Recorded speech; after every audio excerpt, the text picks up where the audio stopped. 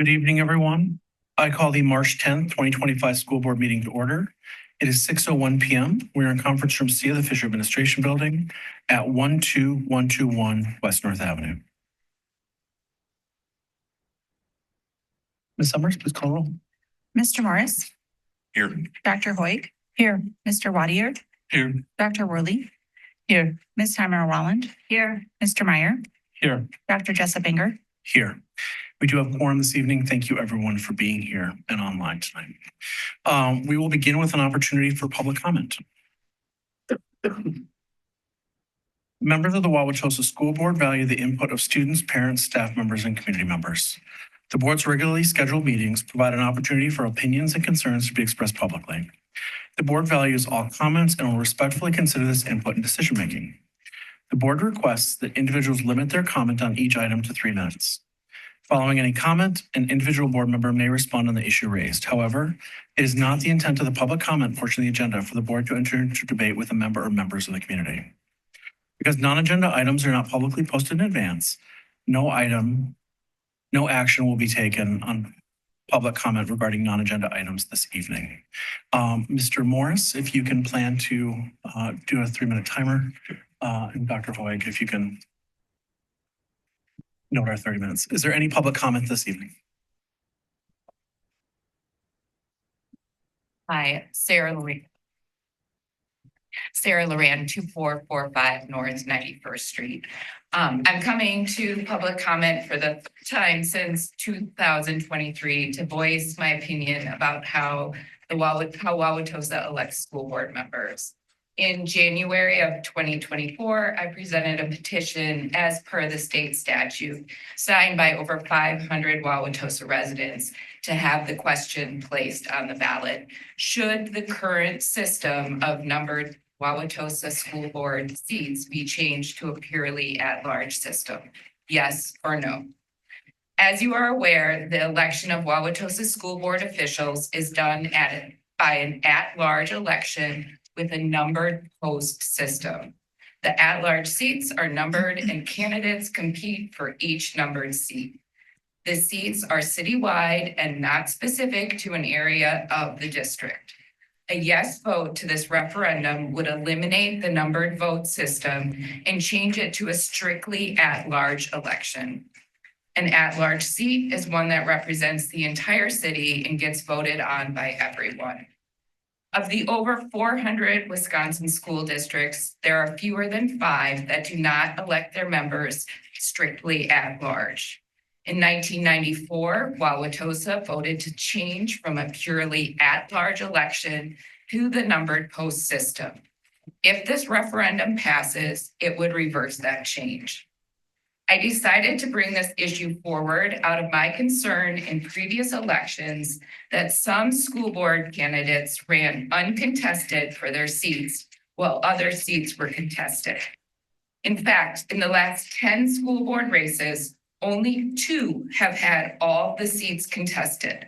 4 had some contested and some not contested, and 4 had no seats contested at all. In addition, I've heard the numbered system often misinterpreted by community members as being representative of specific areas of town, which it is not. So I decided to bring this out of my concern that the current numbered system was confusing. And as a member of the Wauwatosa community, I am looking for school board members who align with your North Star and are interested in universal goals and opportunities for all students in the district, regardless of if they live on the east side or west side.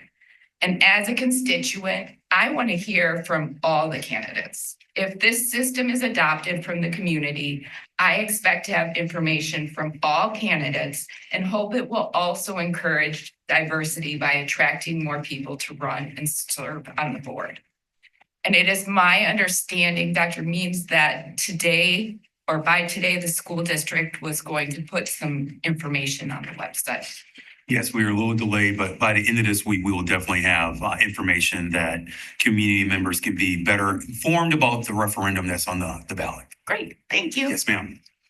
May I ask a question? Yes. Dr. Means, for that information that goes to the website, a question came to me today. Someone asked, well, if this passes, does that mean we won't have primary elections?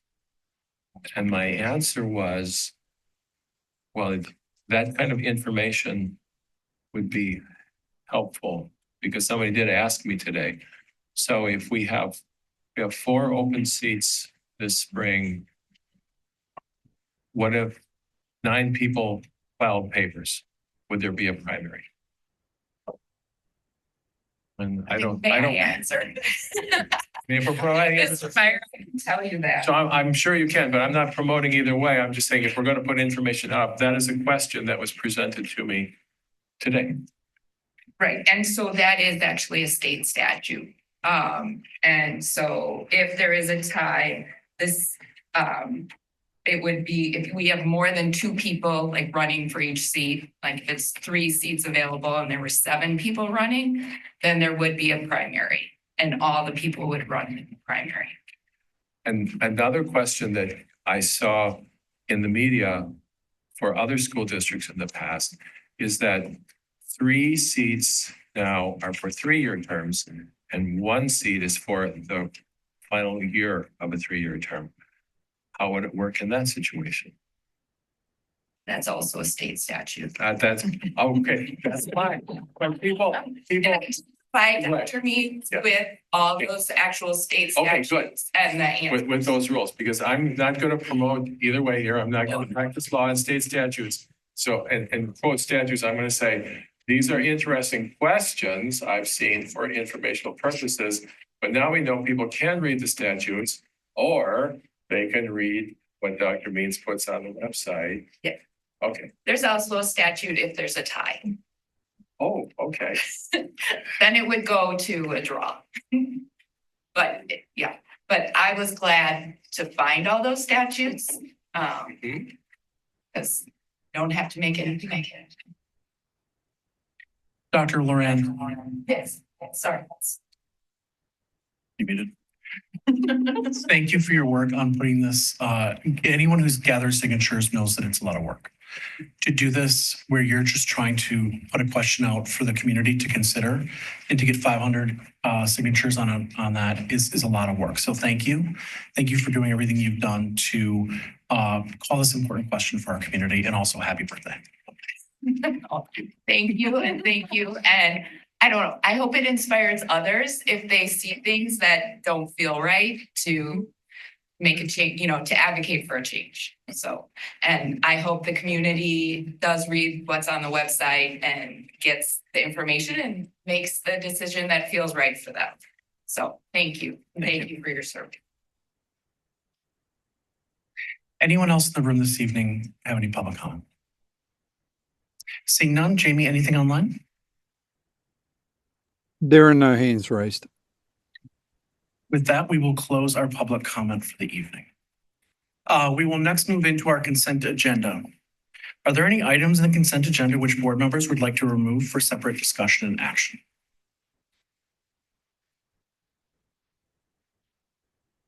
I just had one question for clarification. It doesn't need to be removed. We've had sometimes questions from community members about whether when we make expenditures, whether these agreements have gone through a competitive bidding process. And it's my understanding from the materials that that was the case, but sometimes I think community members have missed that because we put it on the consent agenda or don't ourselves talk about it. And that, so the example would be the IT decisions. And it says in there that they were competitively selected. But I just wanted to clarify that anytime we make those kinds of financial decisions, contracts, it might just be good for us to clarify that there's been, I mean, it's clear, but it's not clear unless you spend a lot of time reading. Thank you for lifting that issue. Yes, ma'am. The more competitive bids. Any other board comments or questions? Similar question about the EduStaff contract. So we use EduStaff to hire our teachers and substitutes, is that correct? You know, that- Our substitute teacher. that's our sub- And it's a renewal of that contract. And I'll let I don't want to steal the thunder that Mrs. Owazowski wants to share. EduStaff is one of a small number of staffing agencies that are successful at helping school districts secure subs. EduStaff is the only substitute staffing agency that allowed the district to maintain its own cadre of substitutes, which we've had for a very long time, as well as being a partner in the future. We were actually very excited to see the 3-year agreement with no rate increase because we've really been pleased with our substitute fill rates and the partnership that we have with EduStaff. I wanted to draw attention to the donation from the Roosevelt PTA. It is rare that we go through any consent agenda where we are not receiving donation to the district or school on some item. And so thank you to all those working really hard to both give back, to raise funds, and to support education. As a preview, EFW will be doing its Black and White Gala again, I believe this May. Maybe Saturday of Mother's Day weekend. Great opportunity to attend and help raise funds for kids in our schools. Any final comments or questions from the board?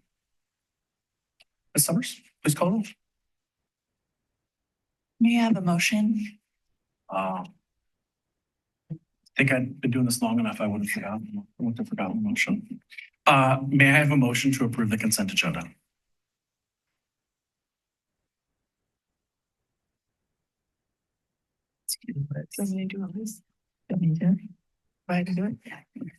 It is recommended that the school board approve the consent agenda, and I so move.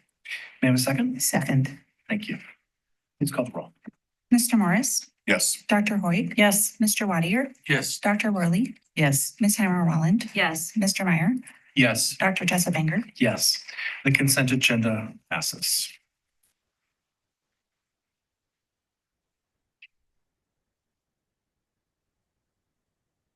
We will next move into strategic goal 4, operations, referendum bond sale. Strucker?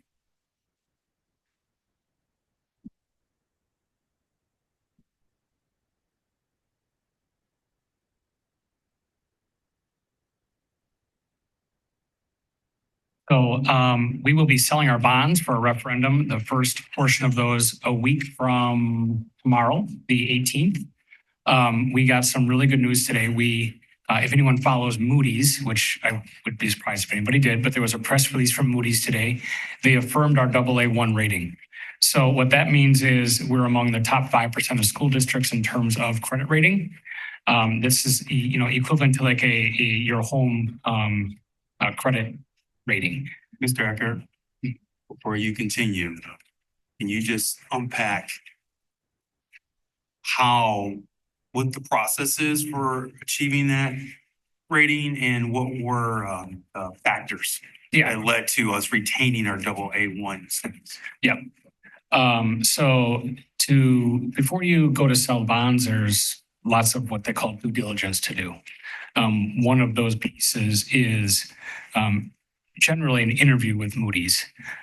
So we had a Zoom interview with them about a week and a half ago. Our scorecard, so they put together what they call a scorecard. So it's, some data they collect, and then they give an advisory sort of credit rating based on their scorecard before they take it to what they call committee. So I imagine that's a group of people that are evaluating things and decide what the municipality gets for a rating. Our scorecard had us rated as a AA2, so that would be a notch below AA1.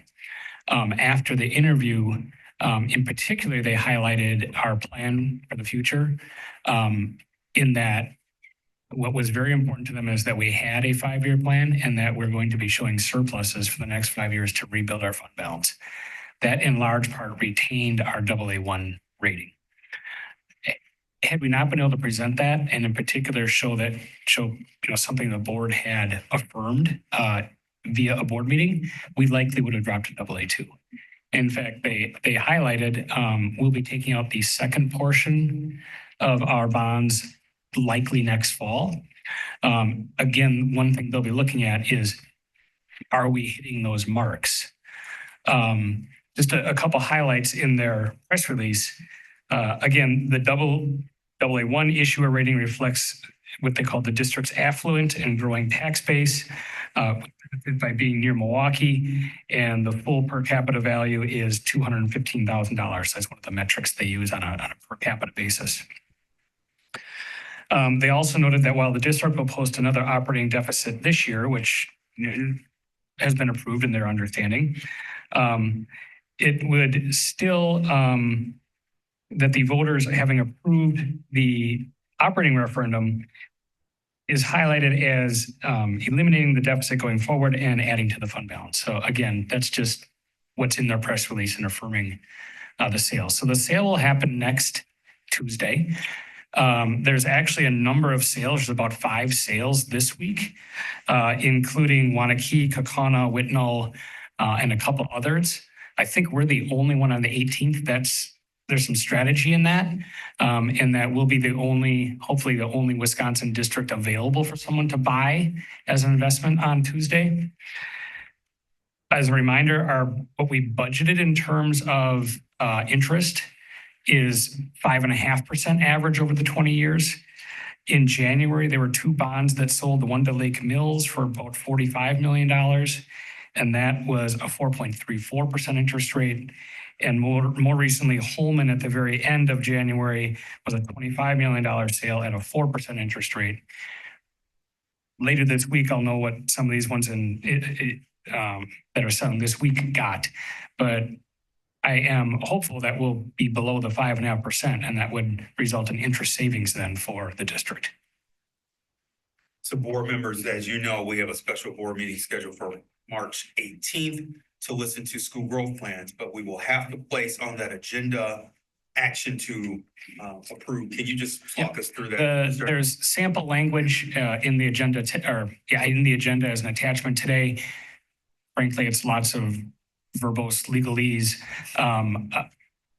required by statute, but essentially the bonds will have sold that date, and the board will be approving the sale of the bonds. So essentially approving, for all lay people's purposes, the mortgage that we'll have on the referendum.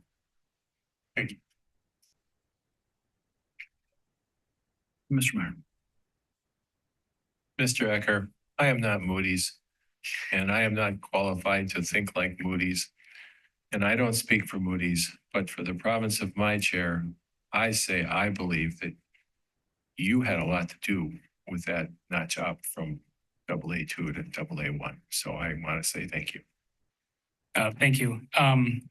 Baird also helped with that, as well as Jess Hinker, our finance director. It was the 3 of us on that interview. And Jess and I had a conference call today, and we were very happy to have the AA1. I think Mr. Ecker's being modest. I agree with you, Mr. Meyer. Let me unpack this a little bit more. I do want to give credit to Mr. Ecker, Ms. Hanker. I also want to give credit to our finance and resource committee. They've been asking tough questions of our business team since the beginning of the school year. And what Moody shared was that as a result of those tough questions being posed publicly, and eventually having a 5-year plan presented to this board publicly, that was a mitigating factor, a significant factor in retaining that AA1 rating. The other thing that we need to just say publicly is a thank you to our community, because as Moody's indicated, without a successful passage of the operating referendum, we would be in a very different financial state. So I think everyone deserves a lot of credit. I think clearly Mr. Ecker and our business team deserves credit. I think from a board governance standpoint, I want to thank our finance and resource team, but I want to thank our community as well, because without successful passage of that operating referendum, our financial position would be in a dire situation. So thank you, Mr. Ecker, for your leadership. You're welcome. Other comments and questions from board? We look forward to seeing you on the 18th. Next up is Strategic Goal 1 academic performance. Our first item is the K-12 physical education and health audit.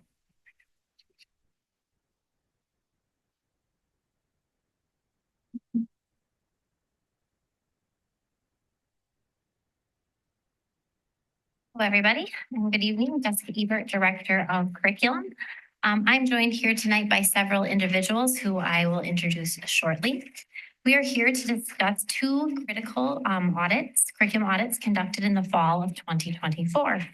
And one is K-12 Physical Education and Health, and the other is our K-12 Mathematics. Curriculum audits play a critical role in our ongoing efforts towards improvement. They align with our strategic plan goal number 1 and policy 2210, serving as a powerful catalyst for driving continuous growth in our instructional programs. Step 1 of the review cycle is an external audit to conduct a comprehensive analysis of our curriculum, instruction, and assessment practices. This process helps us evaluate the relevance, quality, and effectiveness of what we are delivering to students. By engaging external auditors in this work, we gain an objective and honest perspective regarding our program. This process really serves as that mirror, helping us reflect, assess, and take meaningful steps forward. Tonight, our focus is on engaging in a thoughtful discussion around the steps of the audit process. Following the conversation tonight, additional steps will be taken in response to the audit. This is where action occurs at the local level with further input from local stakeholders, including teachers and families.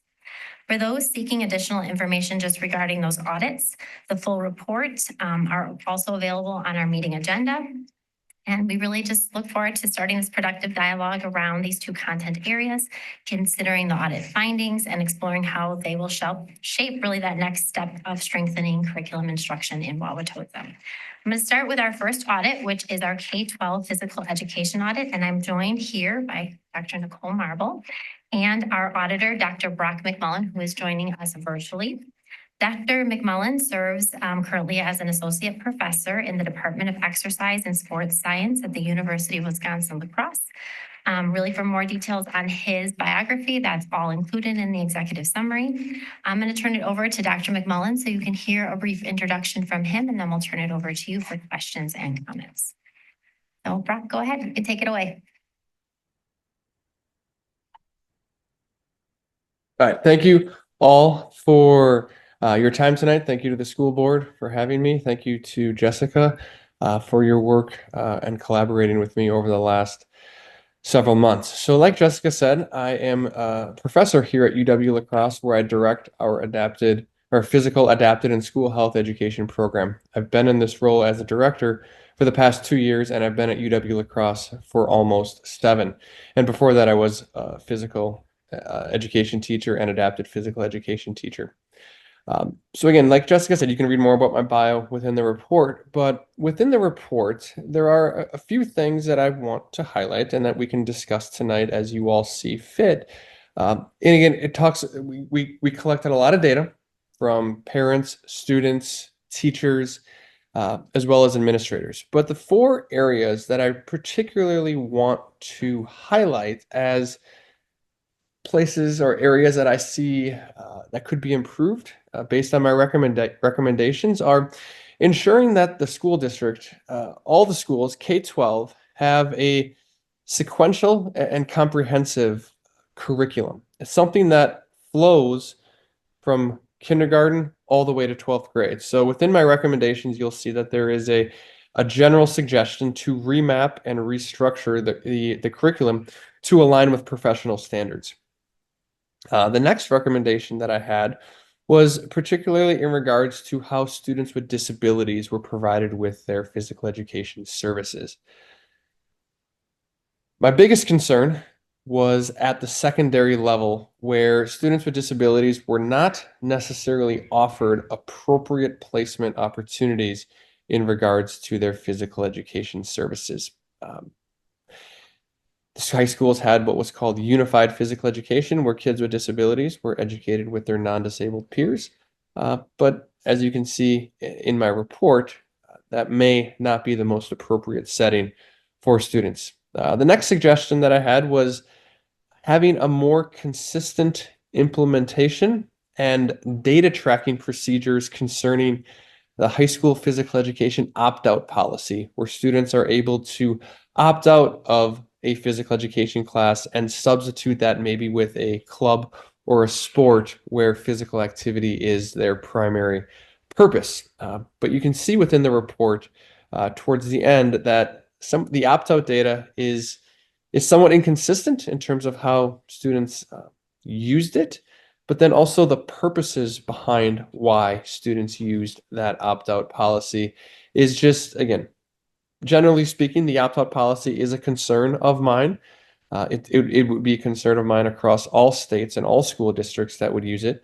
But just in terms of how it's being used, I think there should be better data tracking for that. And then lastly, regards facilities and space. And that was particularly an issue that I saw at the middle school levels,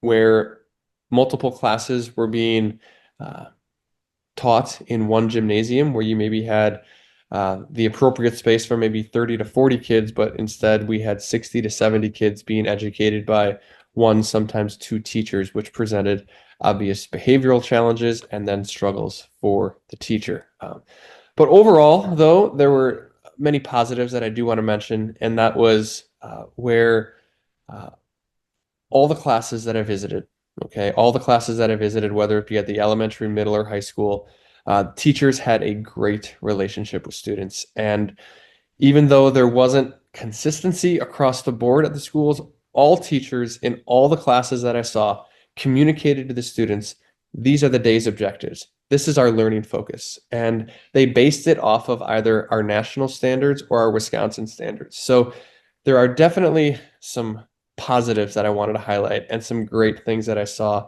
And the effort and the collaboration amongst the teachers was wonderful to see. So I do want to make sure I highlight some of those positives. And again, the suggestions that I have build off of what I saw as being positive within the practice of the teachers, but then also, again, within teacher and student relationships that I saw in the classes. So again, whether it be from the school board or anybody else, I'm happy to answer any specific questions that anybody may have.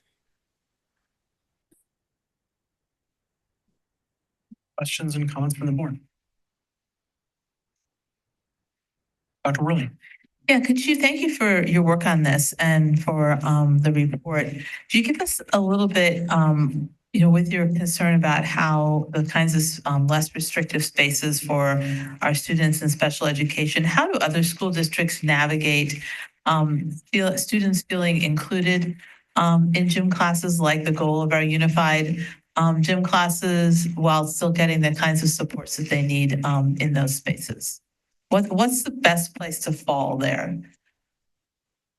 So one thing that I always share with my students, my pre-service teachers, is in regards to adapted or specially designed physical education, is that physical education or adapted PE is a service that we provide to students, and it's not a placement. And so I completely understand that this idea of inclusivity and collaboration and interaction of students with and without disabilities should be a goal of schools.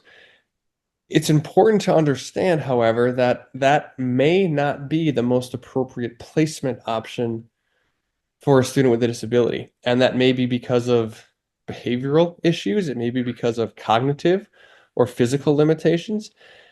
But I want to note that, the idea of unified physical education is, it primarily started as a way for students without disabilities or non-disabled students to interact with their peers with disabilities. And so one thing I want to ensure that is still happening is that students with disabilities are provided instruction within the least restrictive environment. So essentially meaning the learning environment that's most appropriate for them. And again, for some again, with the classes that I observed and saw, that unified or inclusive setting, it worked for some students and it was probably an appropriate setting for them.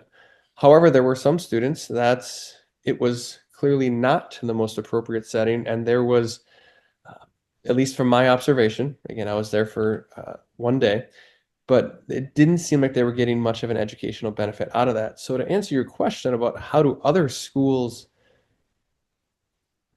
remedy that issue, I mean, I guess the first thing I'll say is that they don't automatically include students with disabilities with their non-disabled peers. I mean, it's just dependent on their individual needs. And so some schools may have adapted PE classes at the high school level or middle school or elementary level that are only for kids with disabilities. And it might be a small group instruction.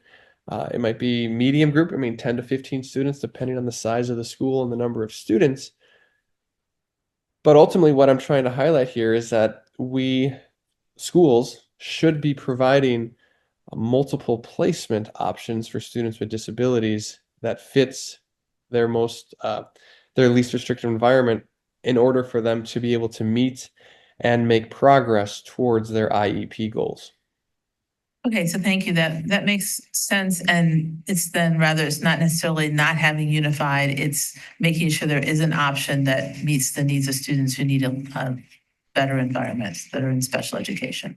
Yes, yes. The concept of it, I think, is good. And I think it promotes, again, inclusivity and cooperation and collaboration of kids with and without disabilities. Because 20 years ago, when I was in high school, I had little to no interaction with our students with disabilities, whether that be in physical education class or even in the hallway or the lunchroom. And so I think where many schools are going to in terms of integrating more and more should be commended. But having that as the only setting option for students is not always the best option.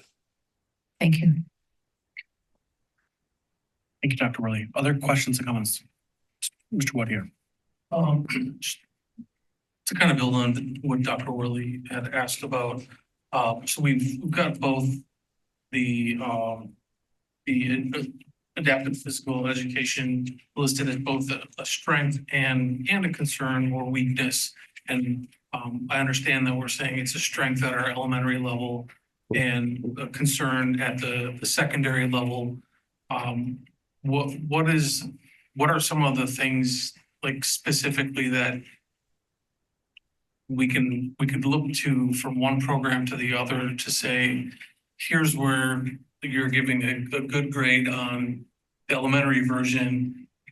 Here's what we could do as maybe a possible equivalent at the secondary level, or there is no possible equivalent for that at the secondary level because it's not something that is typically done. So just, and I'm not looking for specific solutions, but Yeah. if there's anything that you had noticed or identified as just an example to take back and as things to work on. Sure. Yeah, I mean, I would definitely say it's definitely possible at the secondary level. I'm not going to say it's impossible at all. But one thing, again, with my observations at the elementary level and talking to the teachers there as well, so I actually got to see it hands-on. There was a student that I observed it was a school physical education teacher that also had the adapted PE license, so they're able to serve as both. But it was a 25-ish, 25, 30-minute session where a student with a visual impairment came down into the gym, and it was a one-on-one setting with that student and the teacher. And again, the number of students at that elementary school, it was relatively low for students with disabilities, but the teacher commented to me that the principal had been very great and accommodating with his schedule and was able to make it work to where students with disabilities were able to be educated with their peers in their regular physical education class, 2 to 3 times a week, depending on the schedule. But then also during other times during the week, maybe during some of his prep times, I shouldn't say prep times because he had prep times, but during some of his open time, he was able to schedule more one-on-one and individual work with kids with disabilities. And again, that's more common, that one-on-one work at elementary levels, but to see that done at the middle school or high school level, you typically see that done in more small group settings. So groups of maybe 3 to 6 or 7 kids will come down at once, and along with some maybe paraprofessional assistance, that adapted PE teacher would deliver instruction individually tailored to those students. And again, maybe depending on their abilities, they'd also be included within their peers within the general setting as well. But again, depending on the progress that they're able to make, that would be up to the teacher's discretion to determine if they needed any extra assistance. So it's a lot. It's a school-wide thing to where teachers need to work together, schedulers, principals need to be working together on this as well. So really, it's about a whole school buy-in overall. Thank you.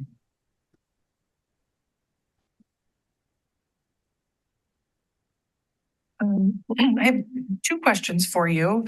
I was really intrigued by the number of students we have opting out. And I know there are some specific things that must be met, criteria that need to be met in order to opt out. I'm wondering though, if you got a sense of what reasons for opt out typically are in our district. Based on the data that I was shared, I was not able to see reasons for why. I mean, I can assume most reasons for why, whether it be in the Wauwatosa district or any other school district, it would be participation in extracurricular athletics. And that's the most common reason that I see. Jessica, I'm sure you can speak maybe a little bit more. Yeah, I think that's part of the recommendation is not only to create some consistency around that opt-out policy, but also to track it because it was really inconclusive. The data that we were able to pull from Ms. White and her team felt like we really couldn't identify why there was such a large number in one year and why there was such a minimal number in another year. It was very hard to read between that line. So part of that recommendation is just really around let's create more consistency around that policy and let's track that policy so we can make better decisions around that data. Yeah, for example, if you look at the table from 2014 to 18, there was one student identified that opted out, which I guess could be true, but based on other years seems off, especially in 2010 when there was over 1,500, but then the previous year there was only 6. So again, just better reasons and understanding for why students are opting out and then tracking of the data. Yeah. Okay, that's great. My second question is around our secondary schools, especially our middle schools.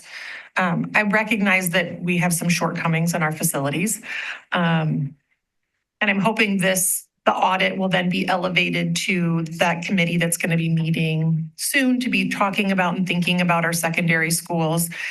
In the meantime, do you have thoughts about how we can use our current footprint and schedule that might allow for a less chaotic experience for our students? Again, from what I saw, teachers did their best. They really did. But I guess in terms of trying to utilize space as much as possible, I would, again, do your best to use the gymnasium space, but then also if it's available and weather cooperates, that you're able to go outside. Those are the two areas that I would suggest right now.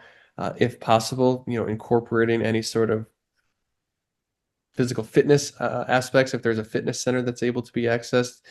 I know one of the pool recently closed down, so that was one lack of facility option that's now available to students and to teachers. But yeah, it was just, from one of the classes I saw, students were working on pickleball, and it was a slightly smaller pickleball court than what you would typically see, but you had sometimes 6 students on one court trying to, work on their skills and hit the ball back and forth. It just was tight and crammed. And again, teachers, I will say, I'll tip my cap to them. They did their best, and students were active and they were relatively engaged. But it's tough to move and to learn when you don't have that full ability. Thank you.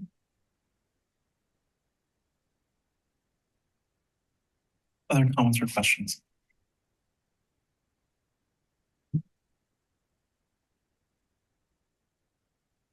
I think that's it for questions from the board, Dr. Mullen. Thank you so much for your work on the audit and being with us here tonight. Any? No, you're welcome. Thank you. Thank you for your time. It was a very great, informative process on my end. And again, I just want to say thanks again to Jessica for all of her work and collaboration over the last probably close to 10 months now. So again, just thank you, Jessica. Thank you, Dr. Mullen. Thank you. That's it. You can hop off. We'll move on to Right. mathematics. No. Oh, we're gonna, Move that for a Oh, that's second. right. I'm a little fascinated that Dr. McMullen looks way too much like Aaron Rodgers' early career. Does he not? I'm still here. It's not the first time I've heard that. I know. I was mesmerized. Thank you for- Mr. Meyer or others, I would like to entertain a motion to shift our math audit to our next item on the agenda. So moved. Thank you. May I have a second? Second. Thank you, Dr. Worley. Any board discussion? Seeing none, please call the roll. Mr. Morris, Yes. Dr. Hoy, Yes. Mr. Wadier, Yes. Dr. Worley, Yes. Ms. Hammer Walland, Yes. Mr. Meyer, Yes. Dr. Jessup Banger. Yes. And it shall be so. all right. At this time, we're going to move our conversation regarding K-12 math to K-12 mathematics. And here with me this evening is our elementary curriculum coordinator, Ms. Liza Weber, and secondary math curriculum coordinator, Ms. Melissa Jakes. Additionally, we have our two math auditors, Mr. Steve Leinwand and Ms. Ostrid Potsam, who are present virtually. Mr. Leinwand is a principal research analyst at AIR, the American Institute for Research in Arlington, Virginia, and has over 45 years of leadership positions in mathematics education. And Ms. Potsam is a director of math at Student Achievement Partners and has a 30-year career history in education. Again, their full biographies can be found in the accompanying board executive summary.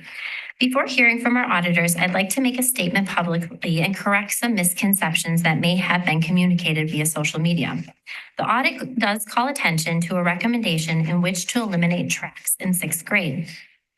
At this time, we do not have any final decisions or actions in response to the audit and are exploring all potential responses regarding this recommendation and the many others provided by the auditors. It is important to note that we will not make any decisions around middle school tracks in isolation, which is why we have developed an external community math review team. This external team is made up of families and community members in order to listen, learn, and engage multiple perspectives. We will also continue to engage in dialogue and conversation with members of our curriculum council. This is another body of community stakeholders. Finally, we know that regardless of whether all sixth graders take the same course, the design would still need to ensure that students have a clear pathway to reach the highest levels of math in high school. The idea would be about shifting when acceleration happens. Now, I'd like you to hear from our auditors, a brief introduction, and then we'll take comments and questions. Thank you, Jessica. Dr. Jessup Banger, Dr. Means, school board members, student representatives, and members of the community. Steve and I are excited to join you this evening and share some of the high-level findings from our K-12 mathematics audit. I'm going to start by just quickly going over our process, and then we'll share some, like I said, high-level findings and go into questions. We began this process last summer, reviewing student achievement data, district resources and policies, and common assessments. In the fall, we created and administered surveys. They were delivered to students in grades 3 through 5, 6 through 8, 9 through 12, and then also caregivers, families in the community. Additionally, we had focus groups that included parents, high school and secondary teachers, coaches at all levels, elementary and secondary principals, and district staff focus groups, excuse me. We also and had a few parents attend focus groups as well. Our classroom observations lasted over the course of 3 days in November. During that time, we went to most of the schools, all except for 2 elementaries. We saw a variety of classrooms, over 50. We were in rooms kindergarten through 5th grade, 6th through 8th grade, and then in a variety of courses across the high school, algebra, geometry, algebra 2, as well as some AP courses and some courses that were support. So all of those findings, we summarized in our final report that you were given before today's meeting. And we included some recommendations to consider moving forward, and none of those decisions or recommendations have been acted on yet. I'm going to turn it over to Steve, and he's going to share some of those findings, and then we'll go into the questions. So thank you, Astrid. Let me just acknowledge that we could not have done our work without the invaluable assistance of Jessica, Liza, and Melissa. They were invaluable in so many of the organizational aspects and the coordination aspects. So here's the good news. The good news is, in a sentence, you read through our report, and it says that math, K-12 math in Wauwatosa can be accurately described as good. It's serving a large number of students. But there are a range of actions that we believe can be taken, really need to be taken, so that the program is significantly stronger and raises student achievement to much higher levels. It's important to recognize that the good news is that everything that we've recommended is based upon an incredibly strong foundation. Astrid and I have been in dozens and dozens of schools and school systems over our careers, and it is not unusual to find that the things that I'm about to list are not as common as you might think. Class size in Wauwatosa is truly commendable, with nearly all class sizes in K-5 20 or smaller. The average is 25 or smaller in 6-12. Nearly every classroom in Wauwatosa is impressively arranged with students in groups of 3 or 4, which facilitates collaboration and student discussion and all of the things that enhance the learning of mathematics.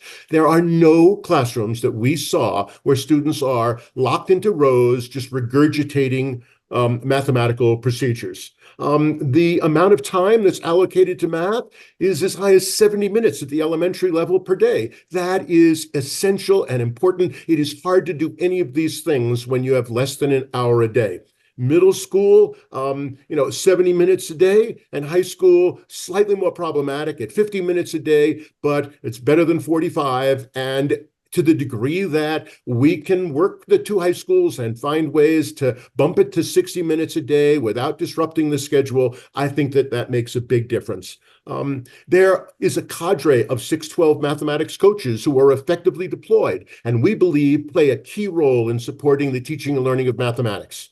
Coaching, as we'll talk about in a second, is still very new in our business. There are a lot of places that either don't have coaches or coaches are new and teachers are trying to figure out what a coach does. Coaches are trying to figure things out. And so there's some fine tuning, but we were incredibly impressed with the cadre of coaches and what they are trying to do. There's a system of common assessments. We're in lots of schools where teachers do their own assessments and that's it, and there's no coordination. Wauwatosa has a very impressive system of common unit assessments at all grades, basically beginning in second grade, carrying right through high school. There is a commitment and really impressive implementation in many, many places of collaborative planning time for mathematics. Teachers consistently said that their common planning time, often conducted under the rubric of PACE, is one of the most important parts of why they believe they are as effective as they are. And technology in this crazy day and age is widely and appropriately used, particularly in the form of interactive whiteboards, teachers putting displaying information and doing work so that kids can see it and hear it. This is done throughout the program, as well as the emerging use of computers and software and calculators. And so you see what I mean by a very strong foundation. These are important and impactful program investments that have been made by the board, by the school district itself, by principals, and by teachers. It represents a strong foundation for improvement that we believe is why currently mathematics is working for somewhere between 50 and 70% of the students when you carefully look at your data, and why we believe that with some adjustments, we can be talking about mathematics working for much closer to 70 to 90% of the students as a result of a system-wide intense focus on some of these areas of change. And so we can talk about lots of things. We put them all in the report, but here are 5, and then we will open it up for questions. Our overall overarching recommendation, much more detailed than I'm about to say, is that we attend to strengthening the day in, day out quality and consistency of math instruction throughout the system. That doesn't say that it's mediocre. It doesn't say that it's poor. It's to say that it is not as consistent as it needs to be, and it is not as strong consistently as it needs to be. 2, the role and the expectations for math coaches, as I just said, need to be clarified. Teachers need to understand what coaches should be doing. Coaches should be doing some consistent behaviors. Coaches need to be co-teachers. They need to be co-reflectors. They need to be co-planners with teachers and with their PACE committees. We need to be clear that the coaches play a critical role in supporting all the things that we're talking about. 3, it should be clear to you if you are a parent and your kid brings home some of the materials in grades 6 through 12, that it's time for a replacement for the instructional materials. The CPM is just a little outdated, in some cases more than a little outdated. The teachers believe that, the principals believe that. Many parents said we think there are problems with the materials. That has to be done. In a district like Wauwatosa, the coordination is key. We can't afford to have one set of expectations on one side of town and another on the other side of town. And we were surprised by how little collaboration there is between Whitman and Longfellow, between East and West, between West and Whitman, between East and Longfellow. And so we're pretty blunt about saying that there ought to be agreement both vertically and horizontally amongst those 4 schools. And finally, the system of common assessments tied with daily exit tickets or formative assessments is key, but it needs to be strengthened in terms of how that data is used. And so it's great to have the test. That's a step in the right direction. But having uses of data so that we know what to do when kids don't do well, what to do with those few students that need boost up or need additional kinds of things. So that's a quick overview of the strengths and some of the challenges that we think can be looked at. I know that Astrid and I are more than happy to answer any and all of your questions. Thank you. Thank you very much. Colleagues on the board, questions? Let's start out with Mr. Boyd. This is more of a comment, but it's such a breath of fresh air as a student to see, I guess, the criticism of the limitations of CPM. It's so widely apparent to anyone who's taken math in our district that it really is outdated. And I thought what was especially interesting is the integration of a 9th and 10th grade math curriculum, which would include algebra, geometry, and statistics, which from a student perspective is especially valuable when the vast majority of students don't take statistics, and yet we're tested on statistics and standardized testing. And it's also a difficult jump to go from algebra to geometry, back to algebra again, and then revisit those skills that you learned in Algebra 1 in pre-calculus. So thank you, Steve, and thank you, Astrid.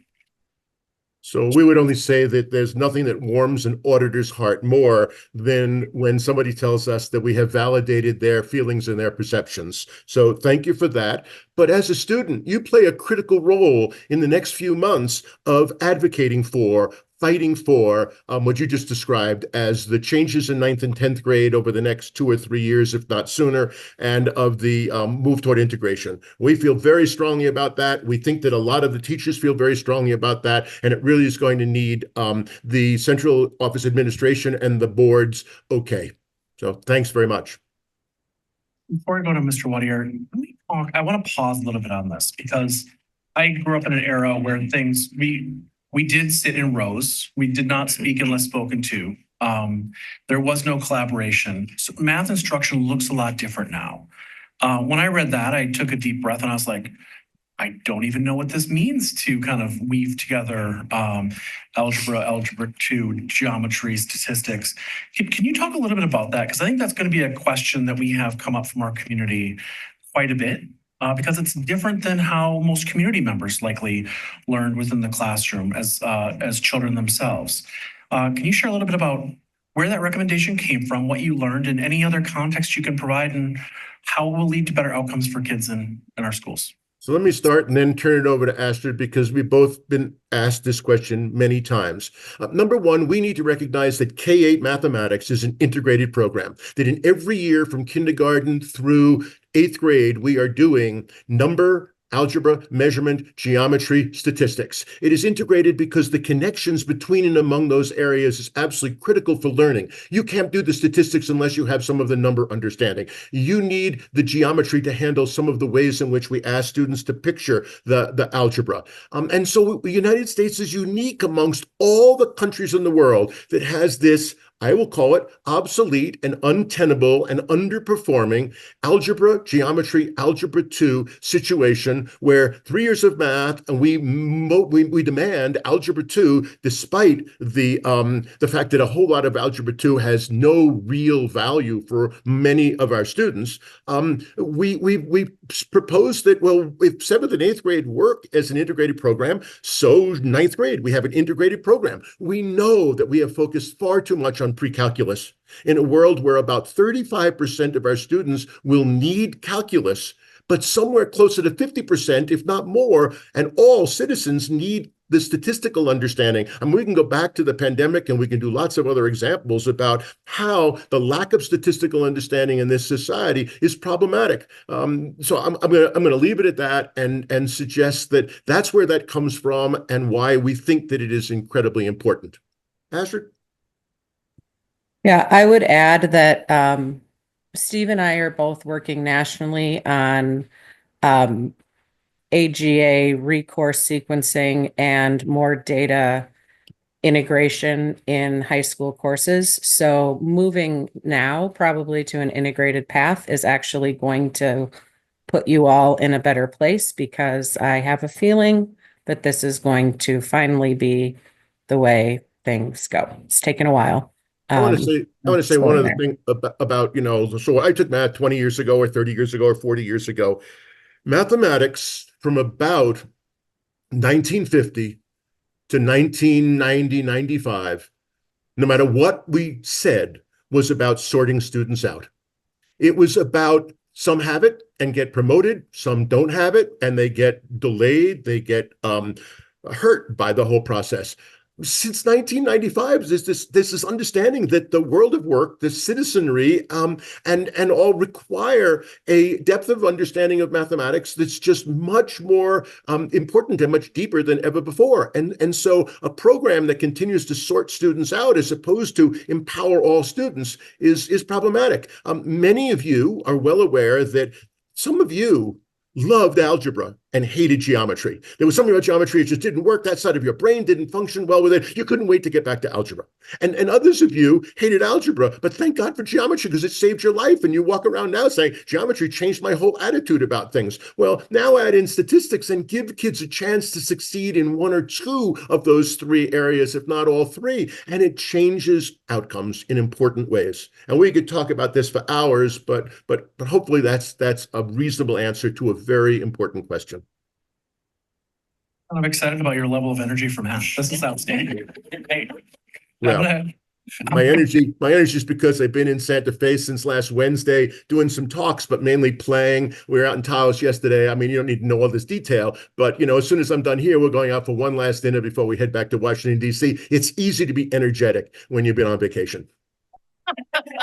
I did not see anything in the audit about doing math in the desert in the winter, but I like this. I like this possible addition. Well, later. And then to Jason. As a senior, or sorry, okay. As a student who is currently taking statistics as a senior in high school, this is really, really exciting to hear, because as someone who's just a couple months into statistics, I have sat down with my teacher and made connections that I could have used 3 years ago with everything else. And so it'd be super cool to see how, as someone who took that fast track in 6th grade, and I started in that advanced class, to see how a student who's now in 9th grade could be starting on a different track, but receiving and getting to the same level as I got would be really awesome to see, but at the same time, probably receiving even more than I did, because the track the track that I took did skip some things. I struggled through geometry, and when we got to pre-calc, right, the CPM stuff, that didn't help me. And then like when I'm in statistics now, so much of it makes so much more sense with, like, I look back and some of those stuff that we talked about in pre-calc and calculus just hit so much better when you know the statistics behind some of it. And it would be really cool to see a set of freshmen and sophomores walking into those classes knowing what they're doing because they got all of that in their classes beforehand. So yeah. There's nothing to be said other than thank you. We couldn't agree more. Watch here. So I had two things. First, I like the idea of the integrated and just the holistic approach. I've said for a lot of my life, I felt that even though I've taken a ton of math courses and through high school, through college, a lot of them were just they didn't actually provide me with anything other than a means to go into some other course. And taking a holistic approach of teaching something like finance, the time value of money, the how to make a change for younger kids, things like that, I think are extremely important and can be brought into other parts of the curriculum very easily. And so I really like that recommendation. So that given that, I also want to ask about one of the strengths that you listed at the end was that there was a strong parent and student satisfaction with the K-12 mathematics program.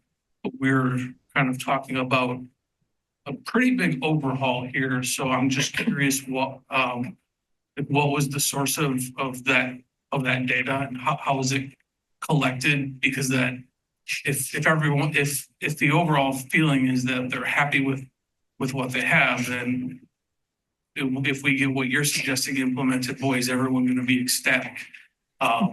So I want to know why parents' expectations feel like they're getting met when you yourself have just said in the US we don't have a great overall mathematics program.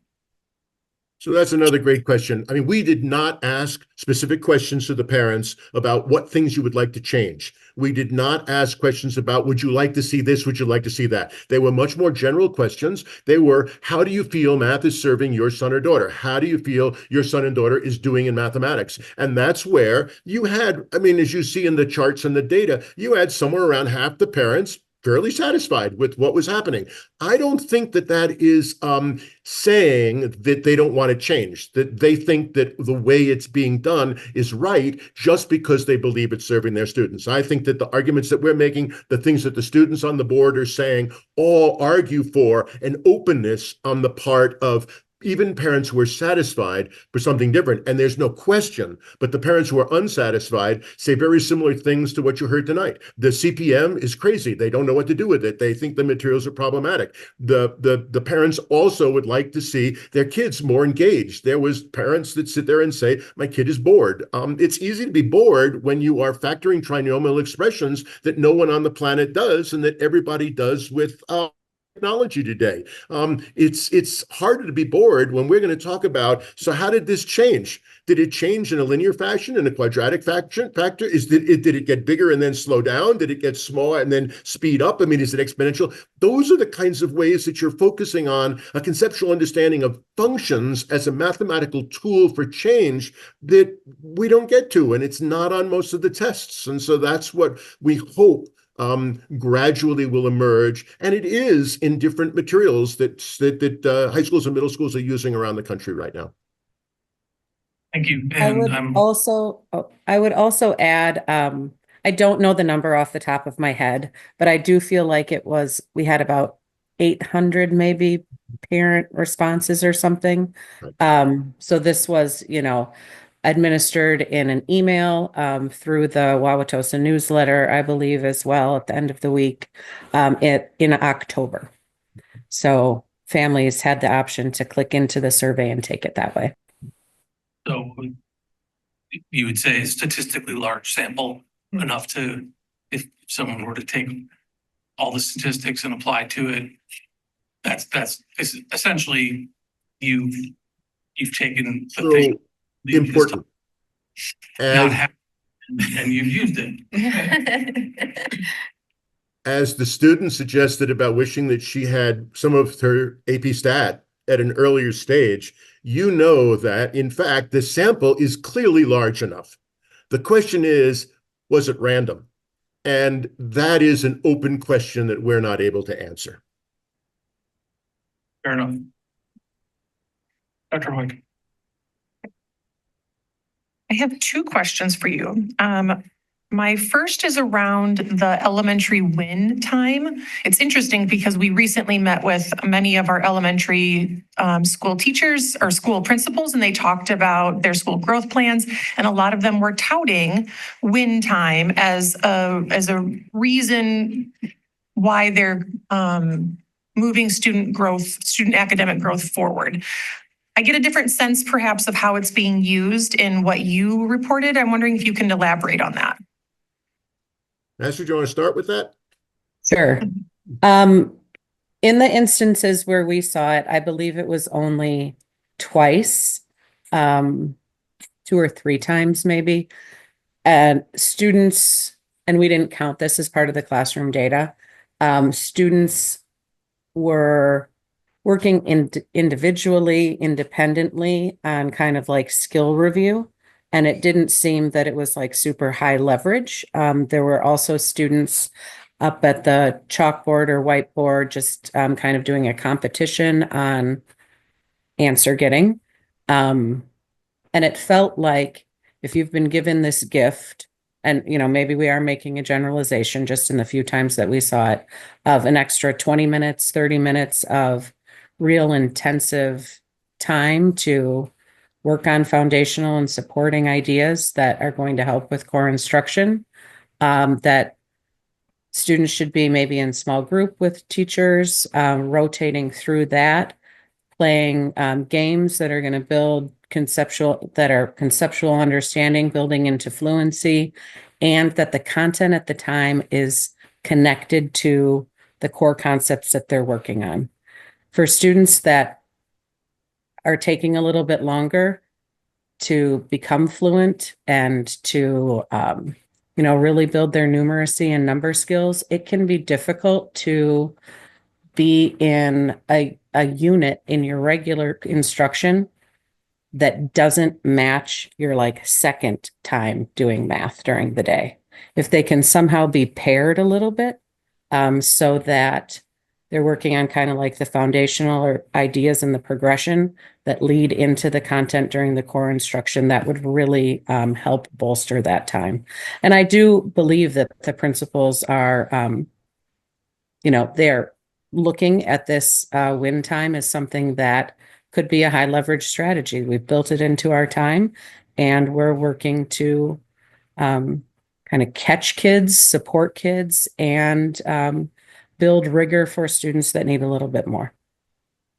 So I'd only add that if I was in your shoes right now, I would say, Steve and Astrid didn't really have enough data to really make some conclusive points about it. We both believe that the allocation of time called win is absolutely wonderful. We believe that extra time is invaluable, but like everything else, it's how that time gets used.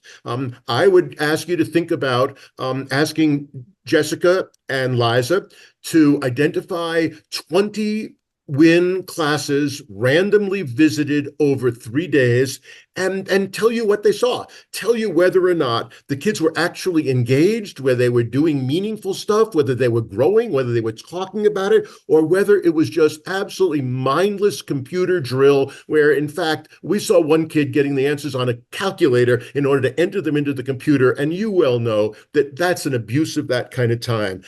So that it's the right question to ask about an important initiative. And I think that there are mixed reactions, but in our focus groups, our notes both said, WIN needs some work, and it needs to be more intentional, and it needs to be more consistent. Thank you. That was a very, very helpful response. Okay, second question. You make a very bold statement around sixth grade, the splitting of sixth grade math, that being the start. That is going to be, and already has been, a controversial topic in our community.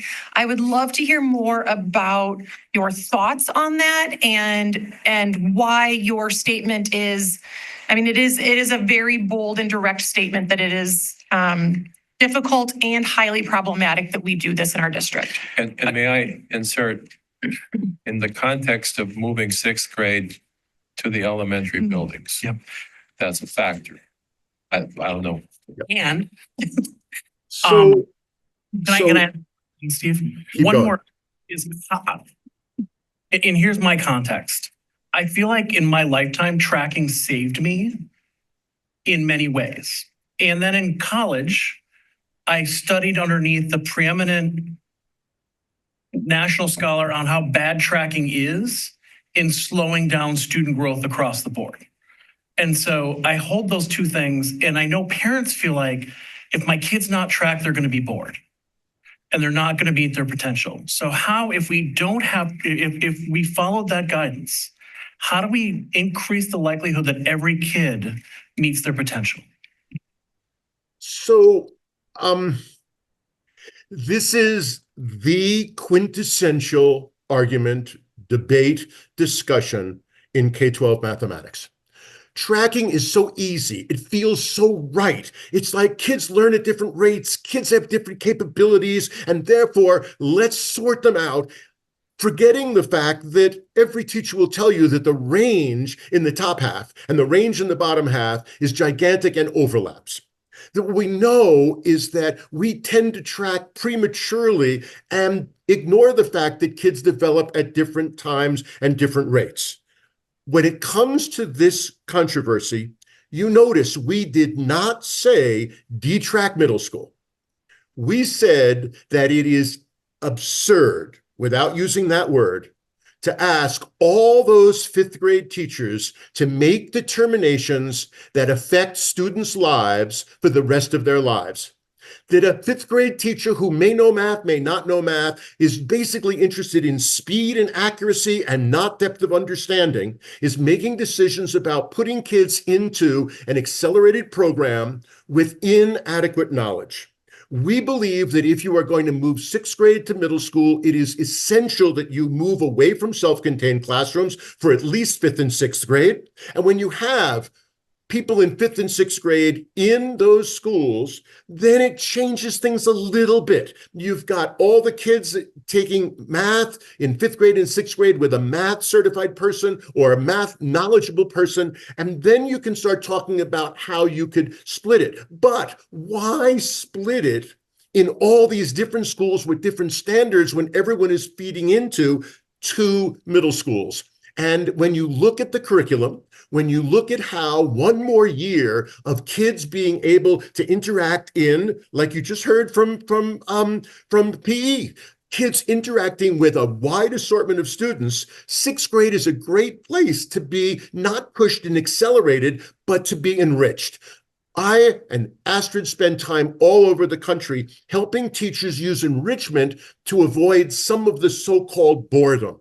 Some of the boredom is because fifth and sixth grade is all these skills. I mean, the kids have had them and them doing them. When we get to meaningful conceptual understanding and applications and enrichment, we tend to have less of that problem. I need to say one more thing.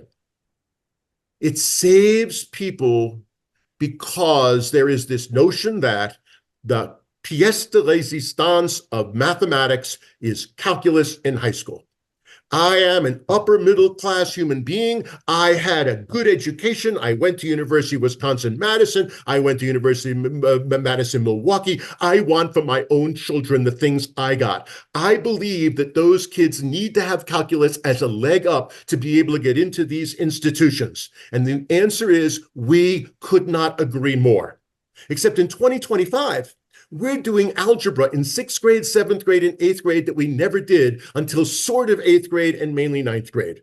We are doing geometry in 7th grade and 8th grade that we didn't get because 20 years ago, middle school was so unbelievably repetitive. When we have that much algebra now, and we have an integrated program in 9th and 10th grade, come with me to some amazing school districts where Algebra 2 and pre-calculus are combined in 11th grade. For those students who are interested in a STEM subject and other kinds of medical things where they care about the need for calculus, and all of a sudden, we get every kid to calculus who wants to take calculus because we are combining at the 11th grade as opposed to accelerating earlier than is necessary. Now, that doesn't say that we rule out the appropriateness of some kind of leveling, but right now, the proportion of students in Wauwatosa that are doing the double acceleration, who are doing Algebra 1 in 7th grade, Algebra 2 geometry in 8th grade.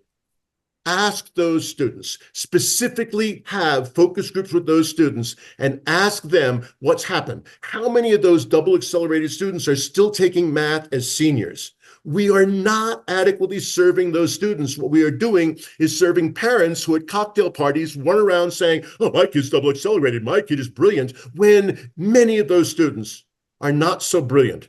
Now, this is important, and this is close to home. I have a grandson who's doing pre-calculus appropriately in 9th grade in Vermont right now. He is one of 2 students in a class of 400, a class, not a school, who have been given that opportunity. Because this school realizes that this kid is different. He is severely gifted and needs to be accelerated. I would never take that opportunity away.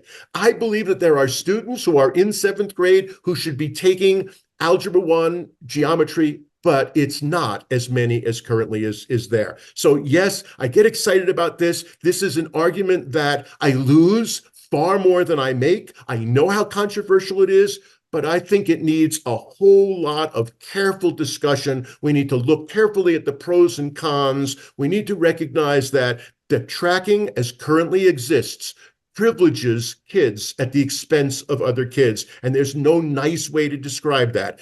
Go on your own and watch the 2 different levels. Ask yourself, of course you want your kid in the better level because it's enjoyable, it's engaging, and the expectations are simply lower in too many cases for the weaker students. Very long answer, it's getting late, but I think it's an important thing to keep on the table and to understand that we are not being crazy radicals about this. We're trying to move things ahead carefully. Steve, we appreciate the passion. We appreciate the insight. And all I would just say to continue to move us forward as well. Great. Is that this board on many different occasions, on different topics, it may not be math, but this governing board has talked about the fact that we want to create a school district where there's rigor in every classroom, where there's a certain standard of instruction in every classroom. When we achieve that goal that you have in your North Star, that we have in our strategic plan, then the need for tracking diminishes. But until we get to that place, and you've started the process by, you've heard Steve mention it earlier, the investment in instructional coaches, specifically around mathematics. The fact that we've engaged and we've invested in developing common assessments. I can't do justice to what these auditors have laid out for you. I just want to point out to the community and to the board that you've already made these arguments. You said it in different ways, but you have made this commitment to this district in the work that you want to do as a board in the past. Can I ask a question? Yeah, I'm gonna go to Mr. Meyer. I'll check with others if they've got stuff. Okay. I have an observation, anecdotal, but as far as anecdotes go, reliable. We have students who go to the library, public library after school, who can't make change. Everybody's so used to a payment card or a credit card. I mean, fundamental mathematics about making change with a cash transaction. Some of our children can't do that. And that, I hope this addresses that in some way, what we're doing here. The second observation has to do with advanced placement classes. Anecdotally, I've heard multiple times that the desire for as many courses as possible in high school to be advanced placement is sort of cannibalizing some of our learning sequences, things like statistics that I promoted long ago and we started, and maybe I'm incorrect and my memory is bad, but we lost enrollment in statistics for the sake of statistics, but we wanted AP, advanced placement statistics. I think our children are being robbed of something if somehow the culture allows them to think they can't enjoy the ride where they are and explore and learn unless it's advanced placement. And I know it's a competitive world, I get that, but I worry that somehow the advanced placement drive will somehow interfere with this paradigm being put forward as effectively as it could. Is there any comment on that? I don't mean to lecture, but just to say. Yeah, in two sentences, I couldn't agree more. I mean, I think that we all agree that estimation and number sense are critical, and it has been subordinated. It was subordinated in the Common Core. It is not on our tests because our tests are all multiple choice drivel, and it's important that, and it's hard to assess estimation. And so when kids can't make change and when they can't estimate, it is a serious problem. It is no different than the comment I wanted to sneak in before, and that is that the fact that we send kids out in the world from a Wauwatosa set of high schools, and they do not know why paying the minimum balance on their MasterCard every month is deadly. It puts them further and further behind. That's the kind of mathematical, real world stuff, along with making change and being able to estimate when they buy a car. You know that by design, they set us up. They are trying to cheat us because they know all the ways that they can pull the wool over our eyes. And we need to know when we buy a car what to look for and what to estimate and catch them in all of those things. And in terms of AP, I'm sorry, I said two sentences, but in terms of AP, I share that concern. I don't believe that AP is for everybody. I believe that there ought to be non-AP statistics and regular statistics. I believe that in high schools as big as we have here with East and West, that there's no question, but that we ought to have calculus. Kids can go to college if they want it, and they can take calculus again, but they could take calculus that is a reasonable non-AP calculus. I think if I was teaching at Wauwatosa's high schools, I would not teach the AP calculus. I would teach the calculus that's not AP because I can use technology and I can do things far more effectively because the AP test doesn't allow kids to use calculators on part of the test, and the test is still asking kids to do things that no normal human being does. So I'm totally in agreement with you about the fact of what's your goal and how do we balance both sets of needs. Great comment. Thank you. All of my comments and thoughts have already been thrown out there. I would just ask, how long can we wait to make these changes? How long do the kids that are currently entering the secondary schools at the 6th or 7th grade level have before they're behind the 8 ball, much like some of even our outgoing seniors or rising seniors, maybe because they didn't have these things when they were in 7th, 8th, or 9th grade?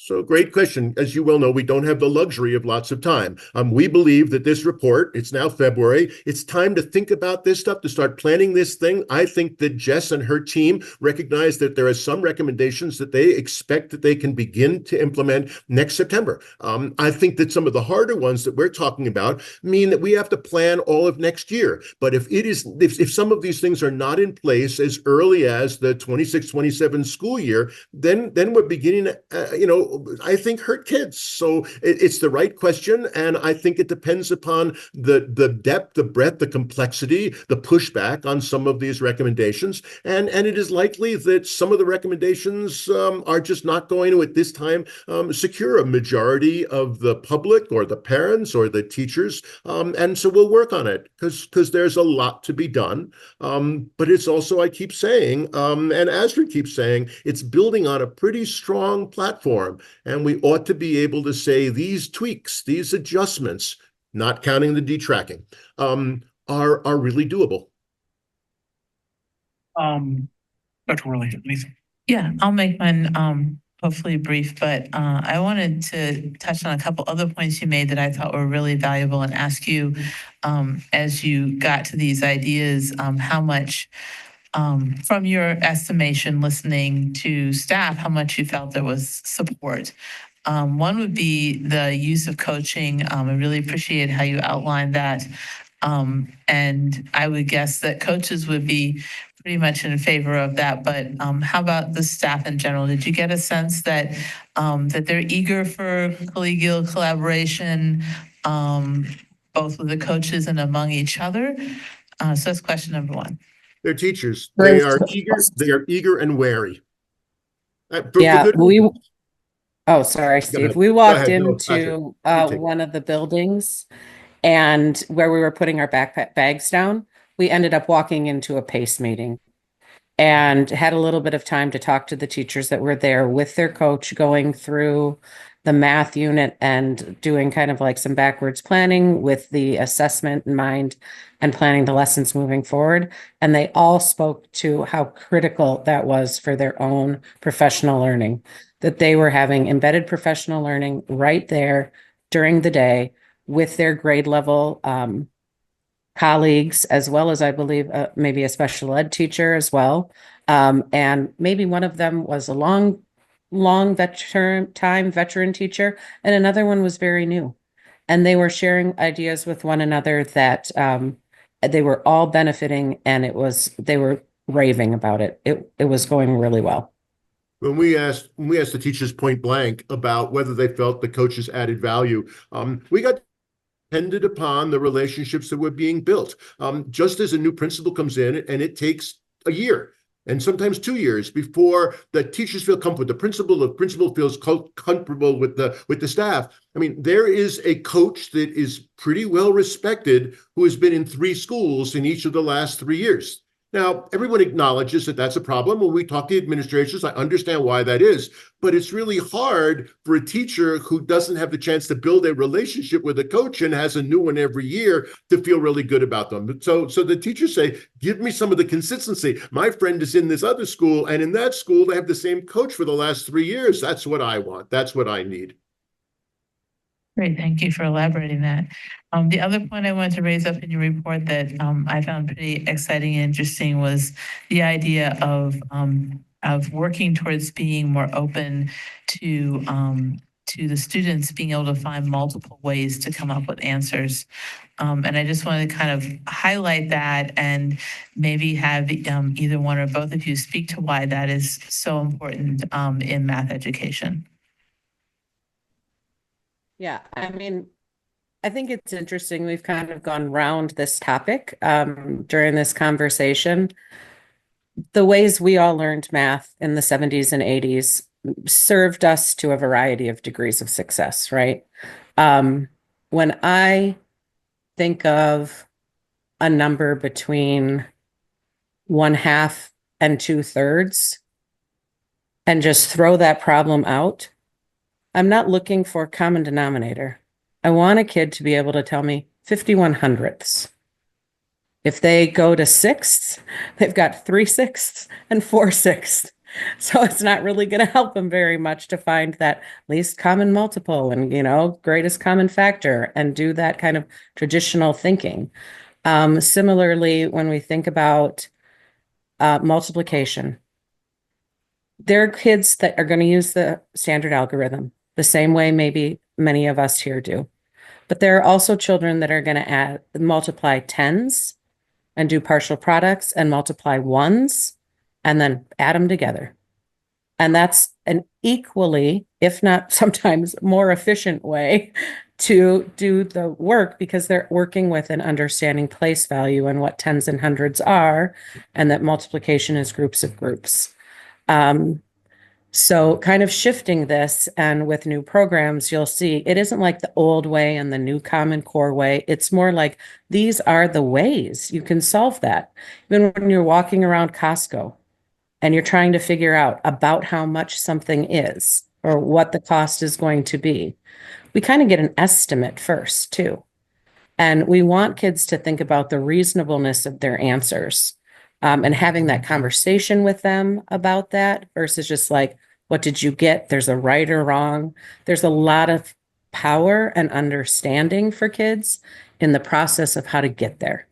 I'm not saying that we don't want the right answer, because in the end we do, but we want them to own the way that works for them as mathematicians, and we want them to find their fastest way and their most efficient and accurate way.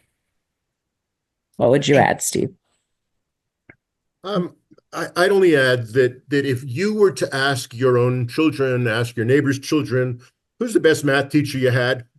And you find a way to wander in and videotape a half an hour of their instruction and then share it or look at it carefully, what you would find is that the teachers that the kids recognized are most effective are not the ones that explain everything, tell them how to do it, and then let them practice. The ones who the kids respond to most, and this is cross-disciplinary, are those that are forever asking important questions. Why? How do you know? Who did differently? Can you convince us? How did you picture it? And so when you say that you picked up on the differentiation, on the alternative approaches and the different ways of seeing it, Astrid and I believe fundamentally that the reason why math does not work for more students in this country is because far too much instruction is the one right way to get the one right answer when you have got a class of kids who are processing the math in 3 or 4 different ways. When the picture picturing the math in 3 or 4 different ways. I spend a lot of time with 5 plus -9. And we talk about, oh, I remember how I learned that. I had to take the absolute value of those 2 numbers because they were signed numbers. And then I subtracted the absolute values and I assigned the sign of the number with the largest absolute value. I mean, come on, you should be laughing. That's the way you were taught. And very few of you use that approach. You sit there and you think about, the quarterback on the local football team, we'll just leave it at that, right? Gains 5 yards on the first down and loses 9 on the second. And the kids go, oh, that was easy. Loses 5, that's 5 more. So there's 4, loses 5, and there's 4 more to go. Another kid sees it on a number line. A whole bunch of kids do not see it on horizontal number lines. They don't learn it because only vertical number lines work for them. So, I mean, this whole notion of different ways of seeing it is the missing link in helping make math work for all students. And it's also why coaches are so important, because I never learned this when I taught, was taught. I don't have mechanisms to show me. My materials don't do a good enough job of that. And so that to us is part of the key, the questions and the differentiation with alternative approaches and different representations of the math that are the key in terms of instructional improvement. Yeah. A couple of questions and comments for me. One, overall, this is a great read. And I learned, I think, so much. Starting about 3 years ago, we started to systematically audit everything. And so we have been going through every curriculum, every age level. And our challenge to Dr. Means was look under the hood. Let's make everything to be excellent. How do we be a lighthouse district in all areas? And so having these very raw, very real, we're good. We don't want to be good. We want to be excellent for every kid. A quick story and then a few comments on this. I was on a college tour at a highly prestigious institution in the Northeast. A student was there talking about that she got to, for an internship, sit in on the first ever audit of an arts curriculum in New England. I thought that was really interesting because we are scheduled to audit our arts curriculum next year. And I believe it started right now. And so what we are systematically doing to get us to be the best district we can possibly be is literally incredibly unique in the country. And so I applaud the district staff for taking the steps to do this. It is hard to put all of your stuff out on the table and to say, our goal isn't to be great now. Our goal is to be great tomorrow and better the next day and better the next day. Let's not pretend we're great. Let's be the best we can be and strive to be excellent. Couple comments and things that I was intrigued by. I feel like I need to go and read more and more about integrated math. That's on me to do. Two areas I really want to focus in on is visioning for math support classes. And want to talk a little bit more about that because we haven't. And then course pathways. What does 11th and 12th grade look like? I was lucky enough to sit down and have coffee with a math expert who talked me through this a little bit. But we have some excellent programs through Launch, through our trades areas, through students who very much want to go on to high-level STEM work and what they're doing afterwards. There's different pathways for different kids. Can we talk about what does this course pathways mean to a parent in the district? And just share a little bit about that. There'll be lots of more time for that, but I think that that's an important component as we think about the future. Do you want me to speak to that, Stephen Ostrand, or do you want to chime in around your visioning around course pathways? So, I mean, let me just start this off by saying that kudos to Jessica. I have never been subjected to a long and as rigorous a process to end up being told, oh, good, we would like you to come and do this audit, and we want you to do it with Astrid. And we had worked together in Milwaukee, and so it was great. She knew me, I knew her. But Jessica has a sense of, I need people who can interact with teachers and quickly earn their respect. I need people who have breadth of experience across districts who can talk to the board like a meeting like this. I need people who can write and who can collaborate. And so I think that when you get a strong report, it's because, it's because you ought to talk to Jessica about how she envisions it and how she selects the people. The issue of pathways is really very simple. For years and years and years, it meant that we needed every kid to go through sixth grade. Basically, sixth grade math, and then you were fine. You could go work on the farm. You could go work in the grocery store. You had everything you needed. There weren't calculators. There weren't computers, and it was fine. It is obvious to everyone that we now have a common curriculum through eighth grade.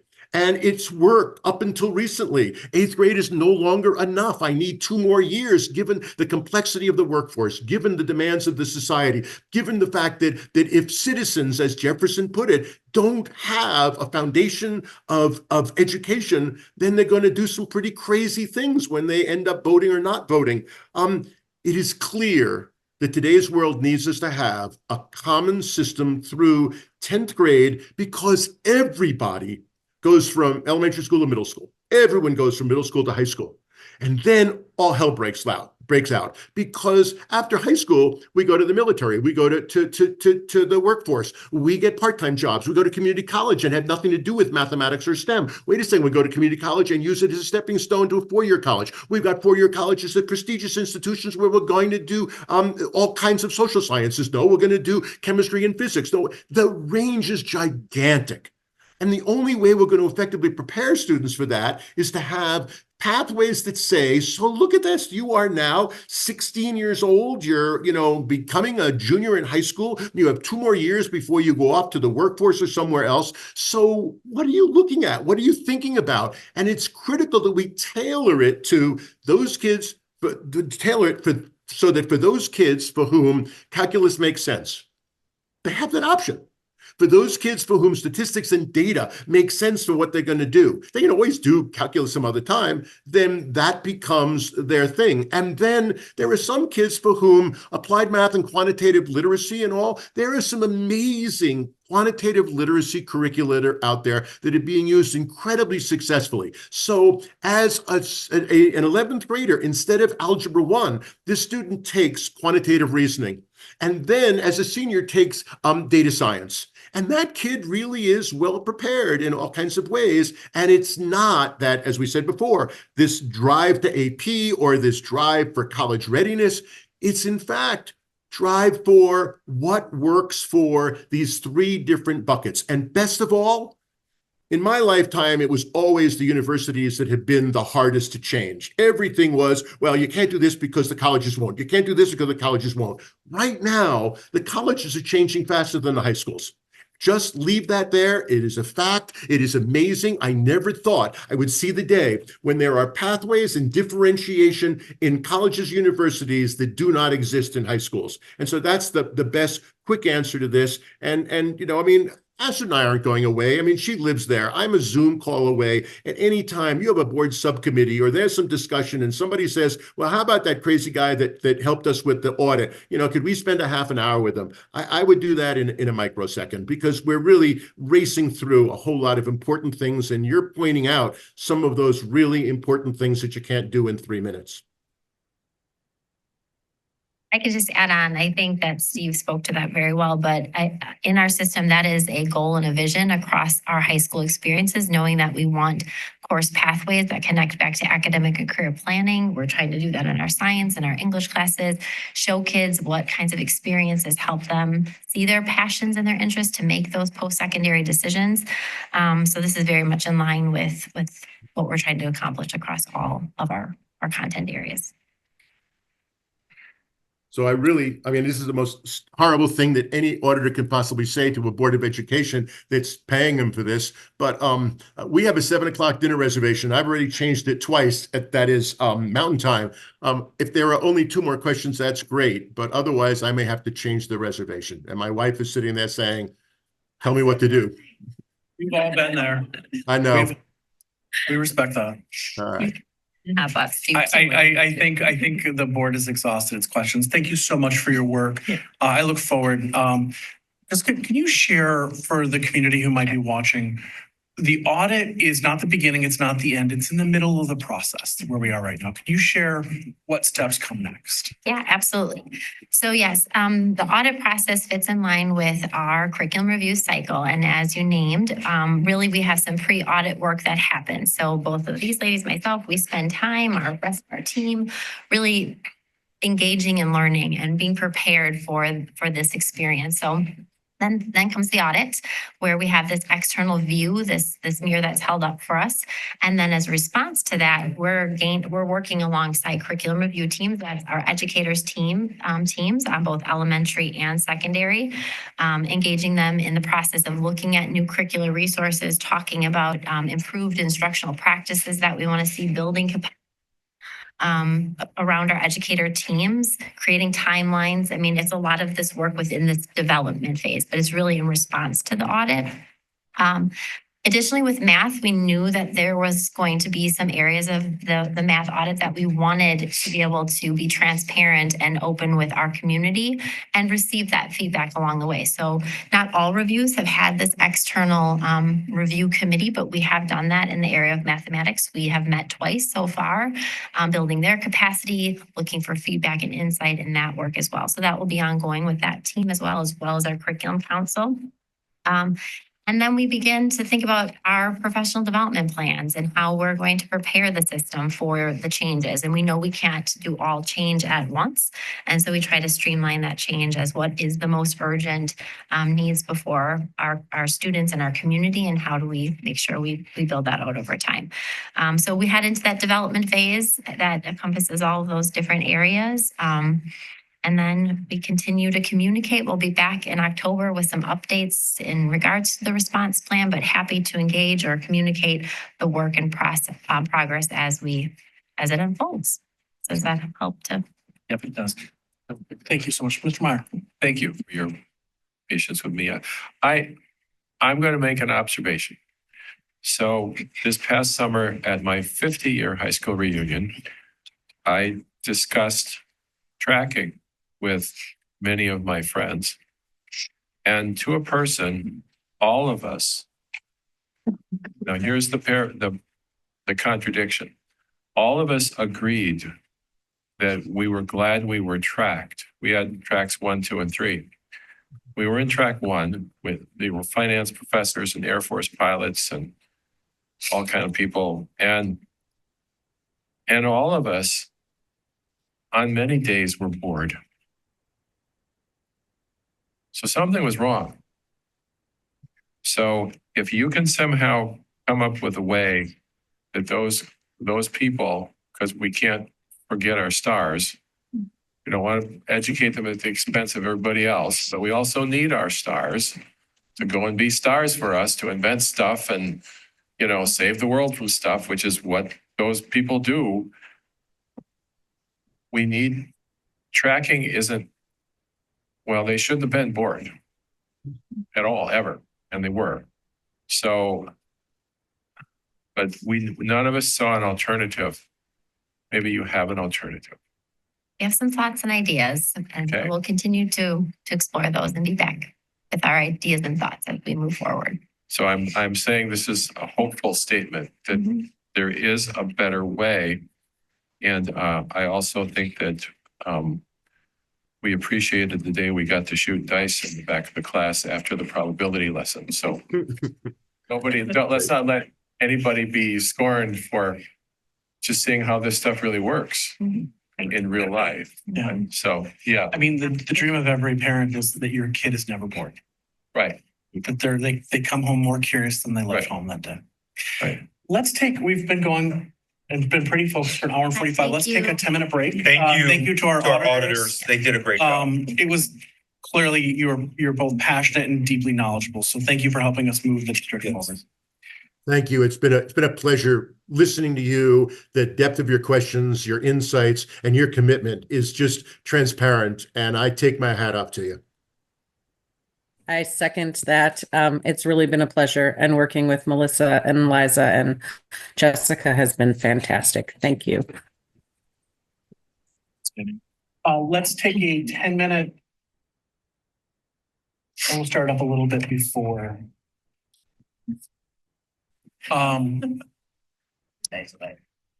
We are back. And we are going to be talking about our mid-year academic update. This is at the core what we do. So for those of you who are watching online, over my right shoulder, left shoulder as you're looking at me, is our board North Star. And at the core of this is making sure that every kid can be educated to the very best of our ability. So we'll be talking about where we are on our path towards that. I think we've been making substantial and significant progress over the last several years, and I look forward to getting our update today. Dr. Marble. Thank you. Good evening. I'm Nicole Marble, Chief Academic Officer, and I'm joined by my colleagues in the Division of Academic Performance, Ms. Jessica Ebert, Director of Curriculum, who you have seen a number of times already this evening, Ms. Lindsay White, our Director of Data Quality and Analytics, Ms. Jennifer Foch, our Director of Strategy and Continuous Improvement, and Ms. Leanne Nazy, our Director of Instruction. We are here this evening to engage in dialogue around the mid-year student growth and achievement update. An executive summary and a comprehensive data set can be found attached in this evening's agenda on board docs. So last month, you heard about celebrations and challenges from our West Side schools when they shared their school growth plans with you. Later this month, you will hear the same information from our East Side schools. Also last month, you heard from our colleagues in the Division of People and Family Supports around our organization's celebrations and challenges related to behavior and discipline. This evening, we have the opportunity to discuss the celebrations and challenges from a broad systems perspective related to student growth and achievement. And before we open up our dialogue tonight, we would like to take a moment to re-elevate some of the celebrations observed in the greater organization due to the collective and purposeful work and dedication of our educators. Related to milestone 1, early literacy, 86% of students in junior kindergarten scored above the 25th percentile on the winter literacy screener. 80.3% of students in senior kindergarten scored above the 25th percentile on the winter literacy screener. Related to milestone 2, reading growth. The percentage of students with disabilities that met their targeted reading growth from fall 2024 to winter 2025 was relatively proportionate to students without disabilities as measured by STAR. In regards to math, milestone 3, the percentage of female students in grades 1 through 8 that met their targeted math growth from fall 2024 to winter 2025 was relatively proportionate to males in grades 1 through 8 as measured by STAR. The percentage of high school students that identify as Black, African American, 2 or more races, and white had increased growth in math from fall 2024 to winter 2025 than from fall 2023 to winter 2024. For milestone 4, we focus on academic proficiency. The class of 2034, which is our current third graders, saw the highest increase in proficiency in STAR reading from fall 2024 to winter of 25. The class of 2036, our current first graders, saw a significant improvement in the percent of students demonstrating math proficiency as measured by STAR. Just want to name that our students in the class of 2036 improved from having 59.6% proficiency to 76.1. So that's pretty incredible growth. All student cohorts, so all graduating classes, saw an increase in reading and math proficiency, with the exception of the class of 2030, which are our current 7th graders. The class of 2034 and the class of 2031 saw the largest increase in reading proficiency from fall 24 to winter of 25. Our class of 2027, our current 10th graders, through the class of 2034, saw an increase in the percentage of students meeting targeted reading proficiency on the winter STAR assessment. All racial and ethnic groups saw an increase in reading proficiency from fall 24 to winter of 25. Since the fall of 2020, the gender gap in reading proficiency has shrunk from 7.6 to 2.6. From fall of 24 to winter of 25, the gender gap in math proficiency shrunk from 9.4 to 6%. Milestone 7 speaks to additional advanced coursework. The following historically marginalized student groups saw an increase in participation in advanced placement courses, not including AP Human Geography, from the 2023-24 school year to this school year. Students who receive free or reduced lunch, students who identify as Black or African American, and students who identify as 2 or more races.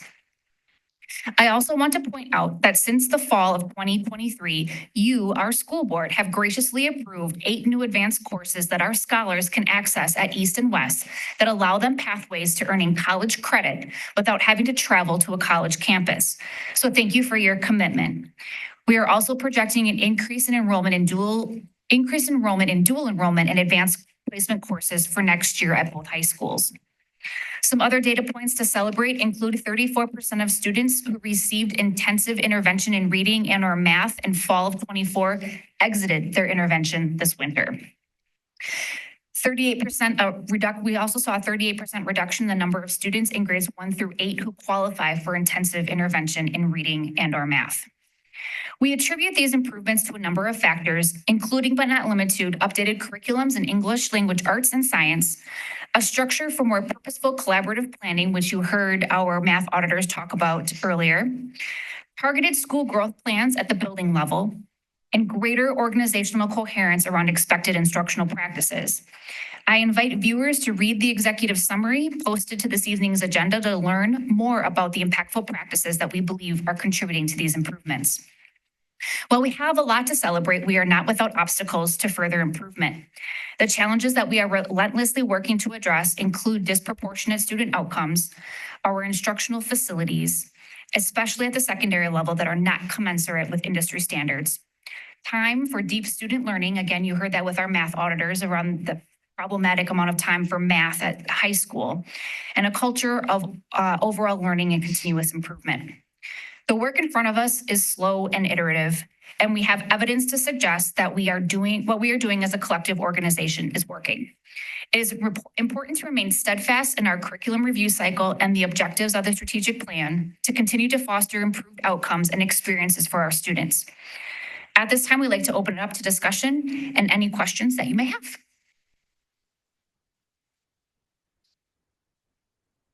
Alex?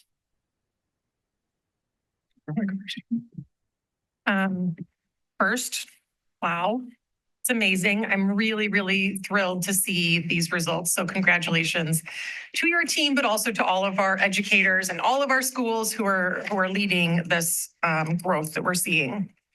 I have a seventh grader. What's happening? So with do I. seventh graders? Why are seventh graders not showing the same growth that we're seeing in our other grades? That's a really good question that are really curious about and asking ourselves those same questions. Would love to hear the answer when you figure it out. I was really happy to see that we're graduating so many kids from intensive intervention. One of the things that I've talked about over and over again is those tier 2 kids that we're serving, and that we're only able to serve the kids who are functioning at the 15th percentile or below. As we're graduating out more of these kids, are we increasing bandwidth? Can we start to consider kids who are performing maybe between the 15th and the 25th percentile? We are looking at a broader group of students. One of the things that has been launched just this winter, in accordance with the Early Literacy Law Act 20, did actually have a start, the tier 2 groups within the classroom for early literacy. So a lot of work behind the scenes to make that happen.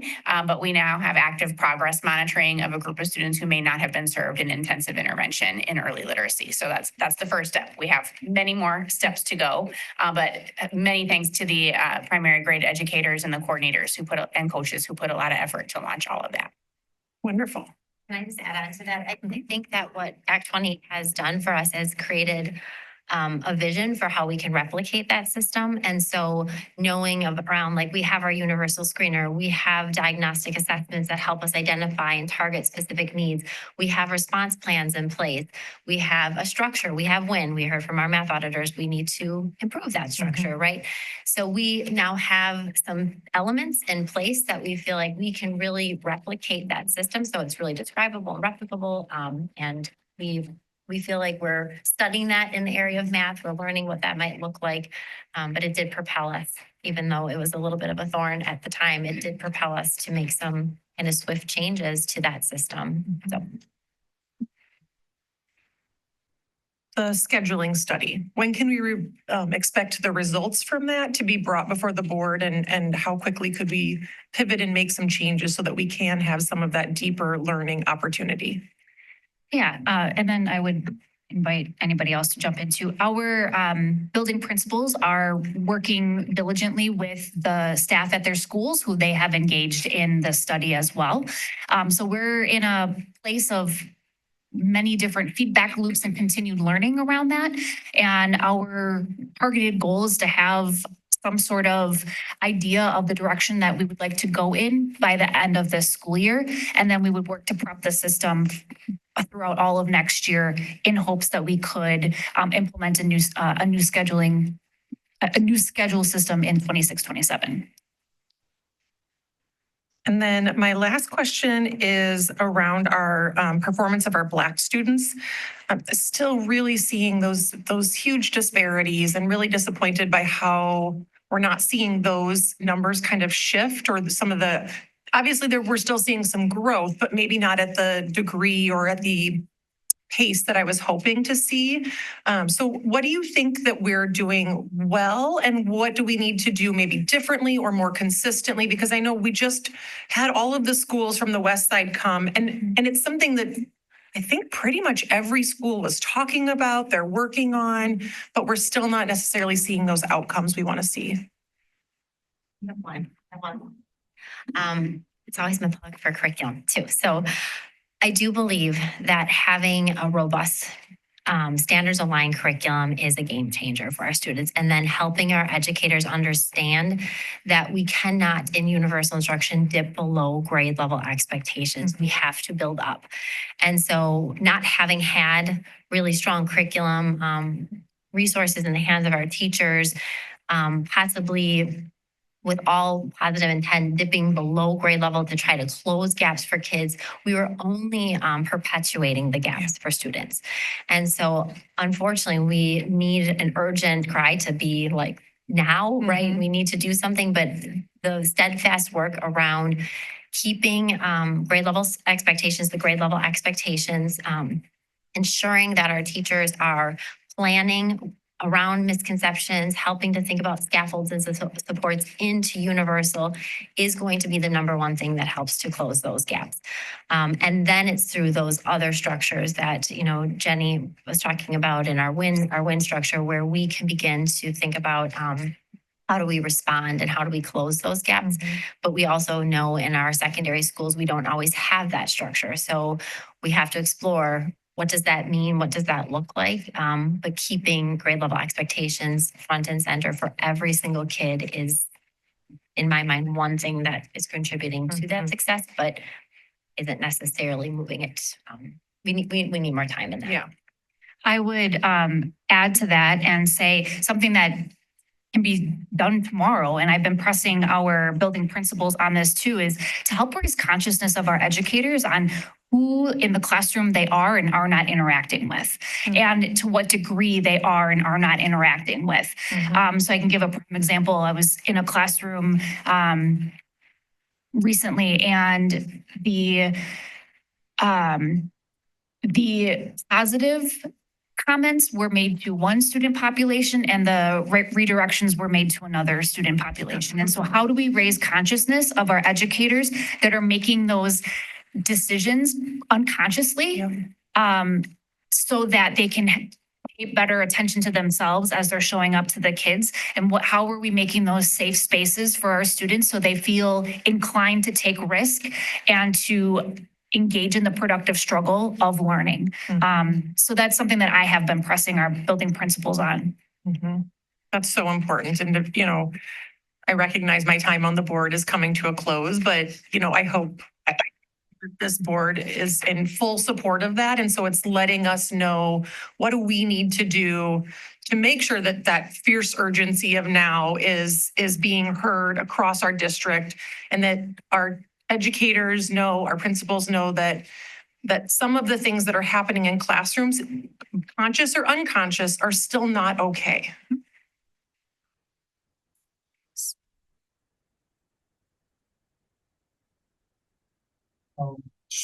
I guess one observation, I had looked through the larger data set, and one, you know, we talked earlier tonight about the AP courses and how everyone views them as being prestigious and important. But if I look at specifically like page 100, where we've got both East and West combined together, and I look down at the list of grades, I see at least to me, an alarming number of Ds and probably an alarming number of Fs. If these are AP courses, and maybe I'm just different in the way I think about this, but if these are AP courses, aren't those courses that are typically the ones that kids want to be in, and by nature wouldn't they, like, why are we seeing that many on the lower end of things? I mean, I can understand it for a mandated course, but if this is something where specifically it's being chosen, and again, I'm sure there's probably special circumstances, but 151 Bs versus 65 last year, that's a pretty significant bump when we're seeing and the number of Bs gone way down. And then again, it may just be that these courses are not right, or I just want to make sure that the grading is and the evaluation is there and that the eyes are on it, because I don't really think anybody should be, if they're getting a D or an F in an AP class, they probably maybe shouldn't have been in an AP class. And how can we prevent that from happening? It's just going to discourage kids from trying to perform at higher levels for other things. I don't have an answer for it, but I think this is a new way of us looking at the data too, from a DNF perspective. Our principals in our buildings have been reviewing it on a bi-weekly basis. And so breaking it out to the same question of saying, if these children are in the right placement, how are we making sure they're successful in what they're doing? So being able to break down and look at each course, but then also have those questions at the building level of what's happening within the grading system and or the class to identify how we can either disrupt it or figure out what might be the discrepancy. Dashboard something that's available for the public to view, or is this an internal tool for the? This expert, the data you have in the Yeah, so it's, I mean, it's in a PDF, which is yeah. highly unusable for. In real time, it's for our principals because it has more information on it in the background that we didn't put in the PDF because of just different information that they can see and manipulate. So, yeah.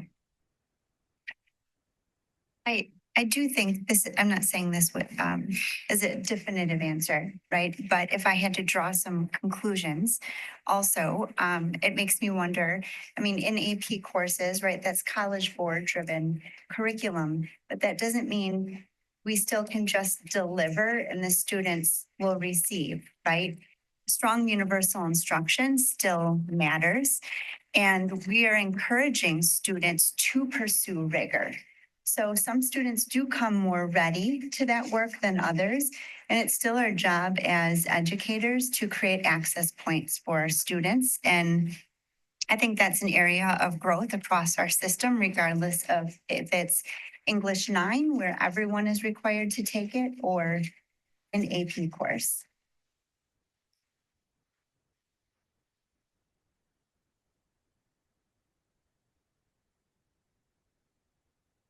Other questions?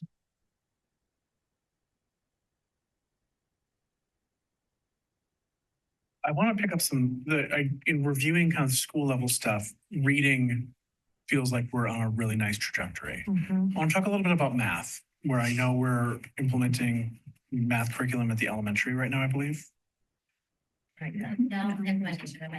We just audited the math.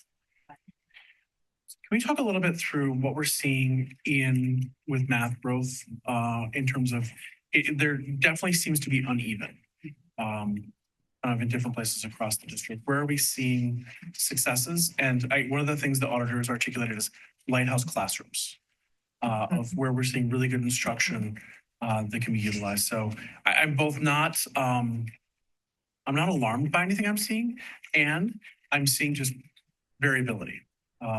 Some bright spots in some areas where we're stable or struggling a little bit. And if I'm inaccurate in my read, let me know. No, our reading scores definitely are stronger than our math scores, and hence the reason why we are doing this math audit, not only because it's part of our 7-year curriculum cycle, but also we need to do some system overhaul of how we're addressing the math. We were able to address some of the reading needs by the implementation of our new curriculum this last year. And clearly we are seeing some really strong improvements as a result of that implementation and the instructional growth that we're seeing in our educators to be able to deliver that high quality instruction from that high quality resource. Oh, yeah. So I will point us back. Thank you, Lindsay. I point us back to milestone 4. And the class of 2036, our current first graders saw significant improvement. That is where we've had some really targeted instructional coaching support is in our first grade. And because as a result of that, we have, from a systems level, we have seen some pretty significant improvements. Can I add to that? Yep. So I've been having fun being able to join some of the PACE meetings recently. I've not got to go to first grade, but what I've seen and what I've been elevating with Liza Weber, who was here earlier, is some of the data protocols that our coaches are using within first grade in particular to review common assessment data and be able to find the misconceptions and plan for instruction. And so I think just being able to see that and kind of elevate what's happening within our PACE collaboration meetings and saying, how are we using actionable data to make inferences into what we need to do for kids the day after or the day after, in addition to looking at some of these bigger data sources. So how are we monitoring that on a more regular basis? And then they're using that to say like, hey, they were looking at student work and saying, you know, what did this child do that the other child didn't? And how do we have access for it? And so with our coaches there, and both PACE meetings that I were at, the coaches were there and facilitating some of those conversations around Why do you think you saw that? What was the expectation, to Jessica's point about being at grade level? And, how are you making sure that you're not dipping below where the kids should be at when they're coming in? And so it's been really enlightening to be able to see some of that from a data lens and be able to help those conversations around what are we looking at there? In addition, how are we getting to those bigger milestones that are kind of keeping a pulse on the organization from a broader lens? I do want to call out both middle schools in math, that they're both seeing really nice trajectory in terms of number of students over the 50th percentile. So that it's kind of an ongoing rise in that. So kudos to those who are working with that those student populations. Other comments, questions from the board?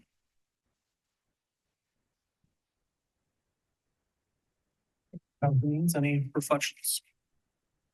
Can I just make one comment? Next year, I don't know what time point you're planning to do the school growth plans, but it would be amazing to have this data before we meet with all of those schools so that we can kind of compare areas of strength, areas of, weakness, and have that be part of the conversation as we're talking about their school growth plans.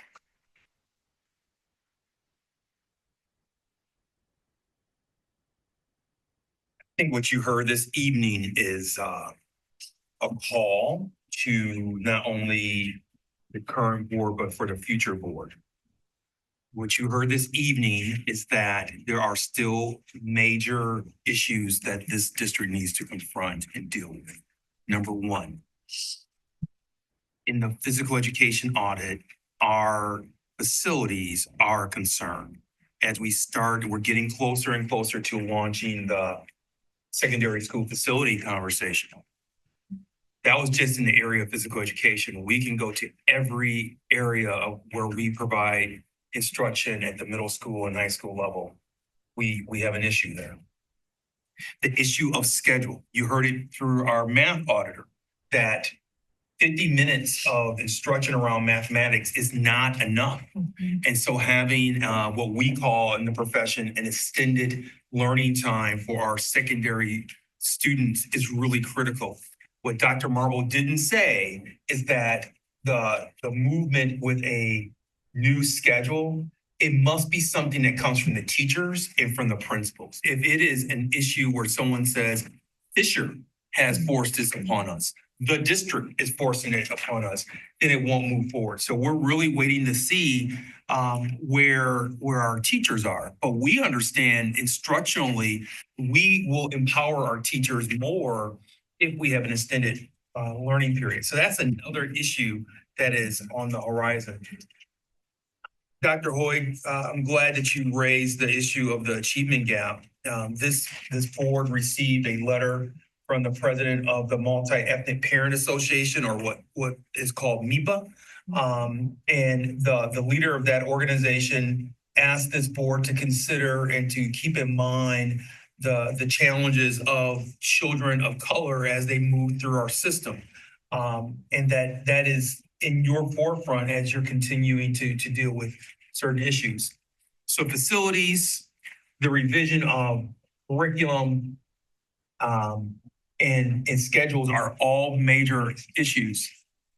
I want to just thank every last person who's in front of you right now.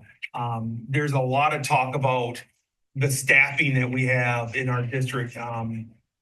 This is a good team. We have a good team here, and they're doing good work. And I'm pleased that you have recognized their work. We haven't added that many people. I know, contrary to the belief and contrary to the accusations out there, we've added not a lot of people to our district team. We've restructured our district team. In the 21-22 school year, we had reading coaches here, and we had math coaches there, and we had 2 FTEs dedicated to equity coaches, and it was not systemic. This team came together and said, no, we need a very strategic, systemic approach. And so what you heard the auditors talk about tonight is that Jessica Ebert was able to give them a lot of data before the auditors were able to jump in. That's because of Ms. White and her team. We didn't have that infrastructure in place before. We have now dedicated, you saw on February 18th, you'll see it next week, Tuesday, that our principals, they don't make moves without their instructional coaches. I want to use this opportunity to say congratulations to the Stein family on the birth of their second child. But Jordan Stein would tell you, the principal at Eisenhower, and you have been leaders in making sure that the turnaround at Eisenhower is on the forefront of your governance work. He wouldn't be able to make the moves and the progress that they've made at Eisenhower if he didn't have instructional coaches. You heard the auditors talk this evening about PACE. PACE stands for prepare, align, collaborate, and engage. Our PACE time is really, really critical, and it creates that collaboration time for teachers. Our instructional coaches help in that process. So while we haven't added a lot of new people, it feels like it is, there's a lot more going on in our district because it is a more strategic, systemic approach to the work. But you've asked us to do that work based on your North Star, and I'm really, really pleased. And it starts with our teachers. You know, while our job at the district level is to create the conditions, then it's our job to get out of the way and let teachers teach. And I'm really proud of the fact that we've created those conditions, and now we're getting out of the way and we're letting teachers teach. And you can see when you, the board, invest in low class sizes, when you compensate people in a competitive wage, and they feel supported, we're seeing retention go up because we have these coaches in place. The system moves in a positive direction. So we're excited about where we're going, but we know that you've charged all of us, starting with us at the district level, but all throughout the system. You've charged us to make sure that all kids are having a productive pathway in our schools, and we're committed to fulfilling what you've asked us to do. So thank you. And thank you.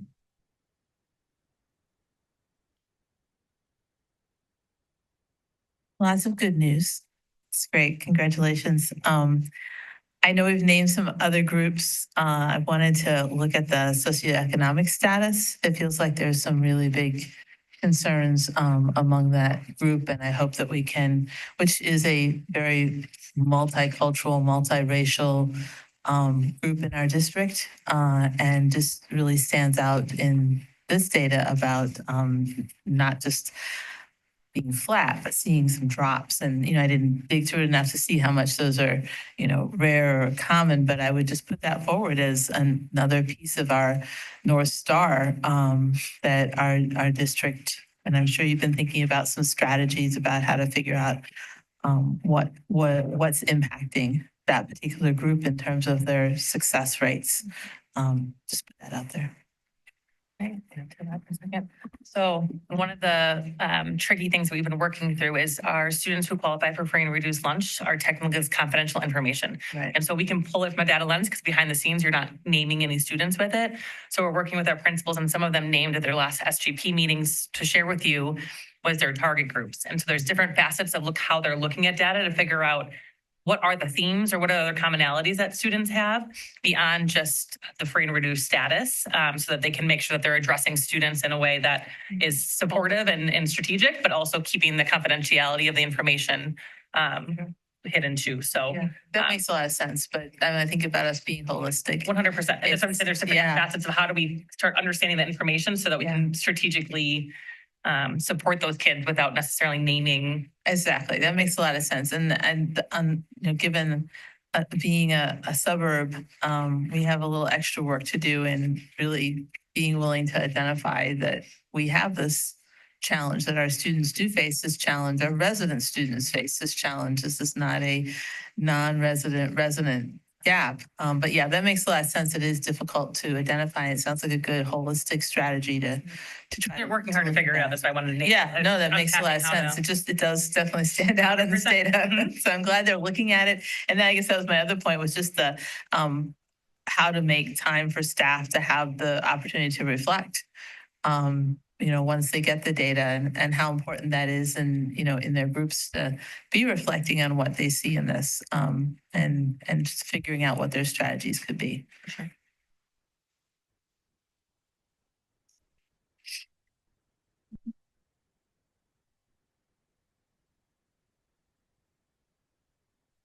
We've exhausted our questions. Thank you. Thank you all very much.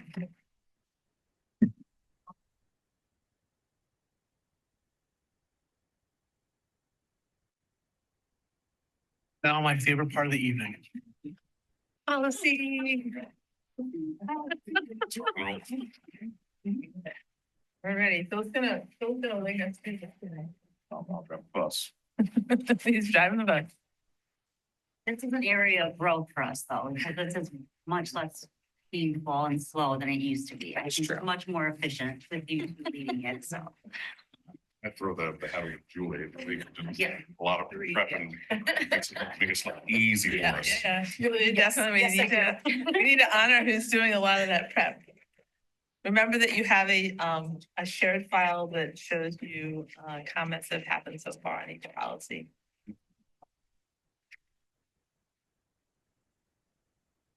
Right here.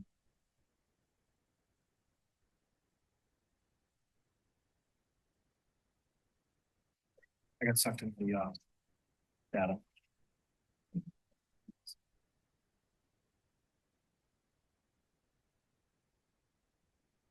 I'm sorry. I didn't realize there was. There's one second. It is recommended by the school, it is recommended that the school board approve policy 3112, board staff communications, and I so move. May I have a second? Second. All right. We had 3112 board staff communications. As we took this back to committee there, we removed that section C, the chain of command. And the committee suggested adding the following language that you see in green down below. When an employee has a concern unrelated to their employment status, that they should see policy 9130 public requests, suggestions, or complaints for the appropriate process for such concerns.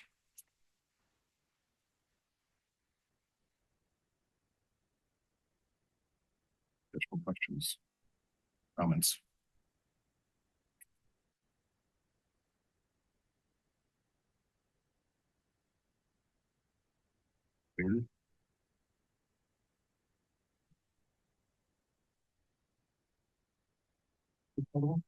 Mr. Morris, Yes. Dr. Hoig, Yes. Mr. Wadier, Yes. Dr. Worley, Yes. Ms. Heimer Wallen, No. Mr. Meyer, No. Dr. Jessup Banger. Yes. And that item passes.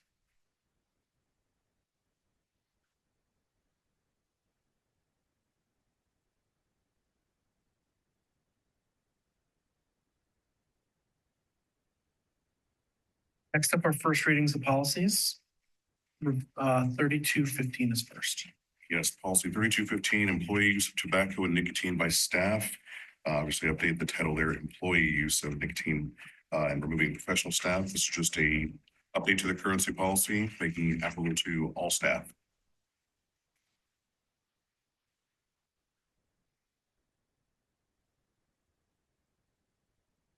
Moving forward to policy 3216, staff dress and appearance. And again, this is an update of the current policy. We'll see instead of grooming, the changes there from grooming to appearance. And then in E, you'll see from being groomed to how they present themselves.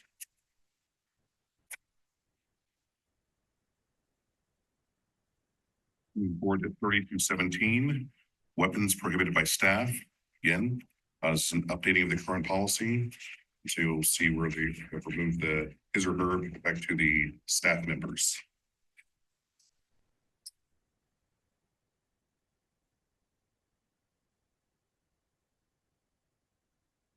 Moving forward to 3217.01, possession of pepper spray. And so we added language here where it's may possess pepper spray only when that employee and removing who.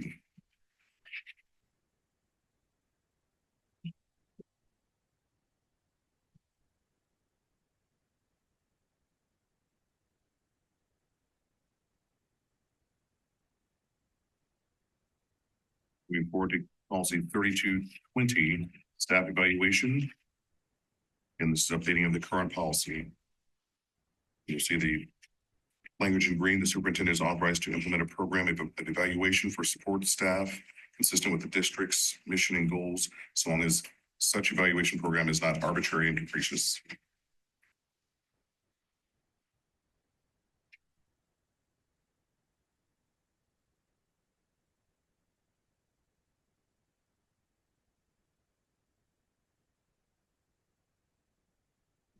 Adjust your eyes on that next page. Well, this is a situation where there's, and you can.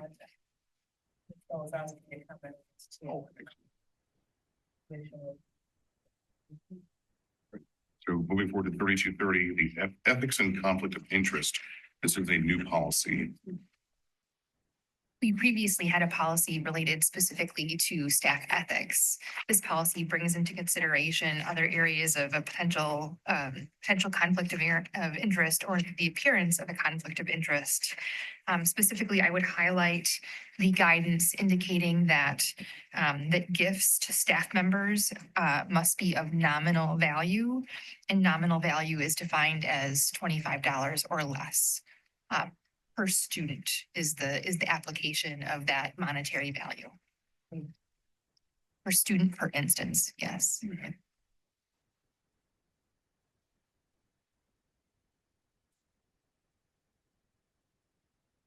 Question there? Wouldn't we just want to put those words? Add that per student. Make it extremely clear.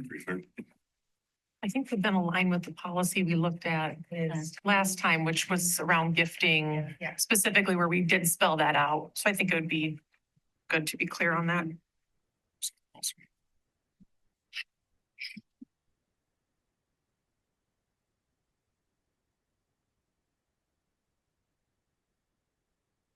Moving forward to 3231, outside activities of staff. So again, this is updating the current policy. And so for this is again, for all staff, not just professional staff, correct? Right, all staff and making that cross link to the 3230 as well. There's like a public comment about this one. But I wasn't really sure which way the comment was directed. But I think it was kind of aimed at item D. And maybe it was that it's not spelled out enough. When we're talking about staff members shall not campaign on school property, I mean that or on the behalf of any political issue, candidate, local, state, national office. We're talking about their capacity is when they're on the clock, right? Right. So Yes. it's not if they want to go protest or go do something else that happens to be hosted on a district property, they're not. This is not preventing them from doing something. Not at all, correct. Okay. Right, because it's during their work hours. It's very specific and on school property. The clarification would be that they're in the capacity representing the Wauwatosa School District.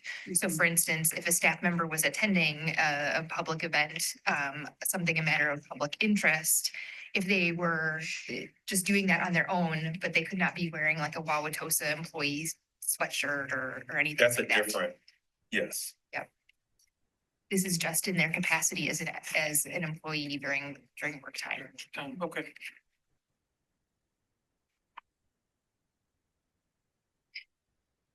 Moving forward to 3281, personal property of staff members. This is also a new policy. We had quite interesting conversation on the policy committee. We learned a lot about it. People bring to work. We want to prevent staff members from bringing in sofas and bringing in fish tanks if it's not related to their instruction or this is what this policy is trying to address.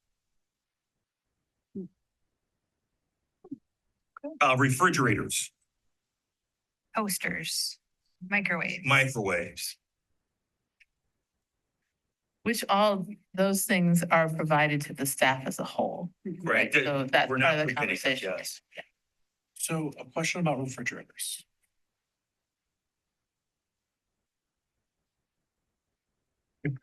Really building the tension. Well, so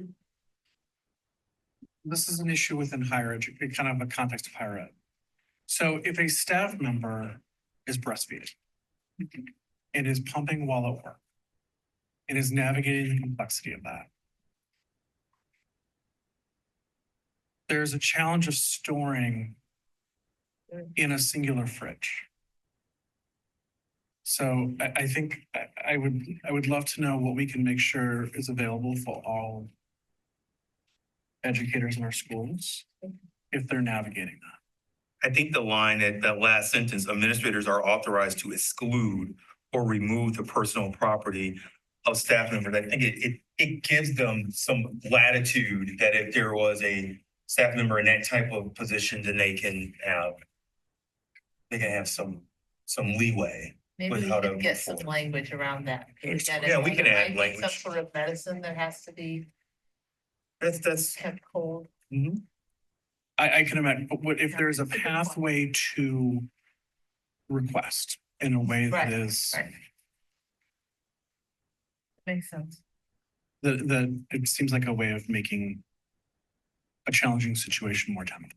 Understood. I would also add that there's new protections and law related to individuals who are lactating. And so I have not reviewed that material like in the last month or so.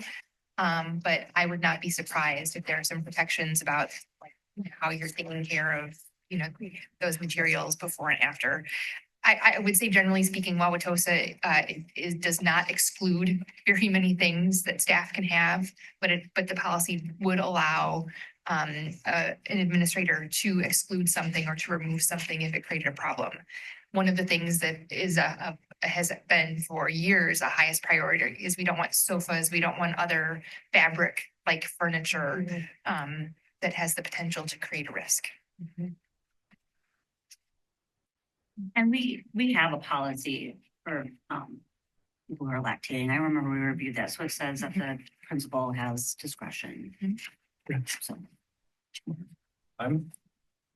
I'm not sure what the words exclude and remove mean or imply. I mean, exclude an exclusion of an item. What does that? You know what I'm saying? That they get prevented from being brought into the school as opposed to removing it when it's already there. Right, that's Yep. what we think, but Mm-hmm. it's not the most artful wording that I could imagine. And then, let's say something is removed.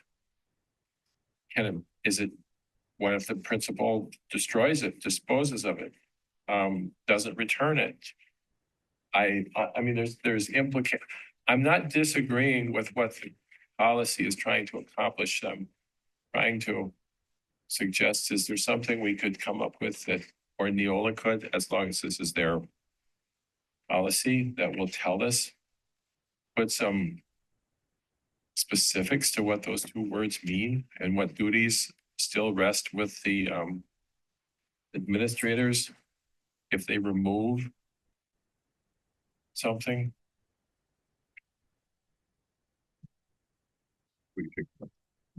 Right, I mean, I'm trying to support what's trying to be done here. And we all assume Because it says the owner of the personal property bears all responsibility and assumes all risk for loss. So Right. if they brought it and it was taken away and damaged, they've assumed the risk of that. Yeah, that's how I read it. Yeah. And is there something that the owner could have carried in that's not patently, obviously something not to be carried in? You know what I'm saying? It's like, I mean, we can't over legislate, but so if you like it, fine. I'm not gonna die on the hill for this. I think we take a look at the committee. Yeah, I mean, if there's a burden to return it, then obviously if it's a couch, then you have to, after you removed it, you have to store it, and that carries a burden as well. That why should we have the storage burden? And yada, yada, and away you go, and away you go. And now we've created a problem while trying to solve a problem. So maybe the language is fine the way it is.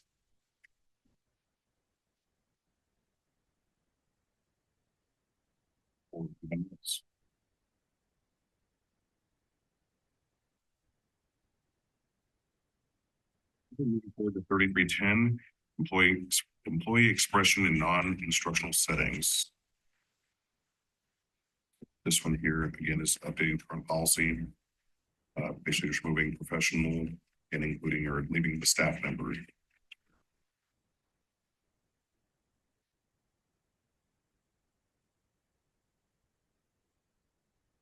Moving forward to 3340.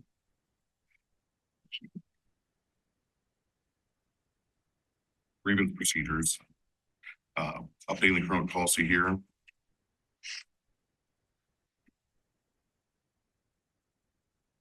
That's involved and not changing. It's read, yeah.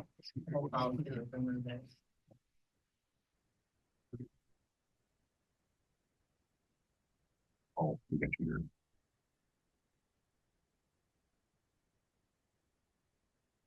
So the specific here.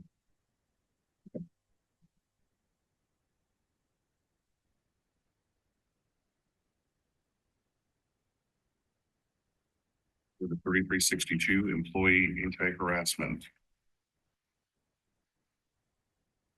This is another updating the current policy.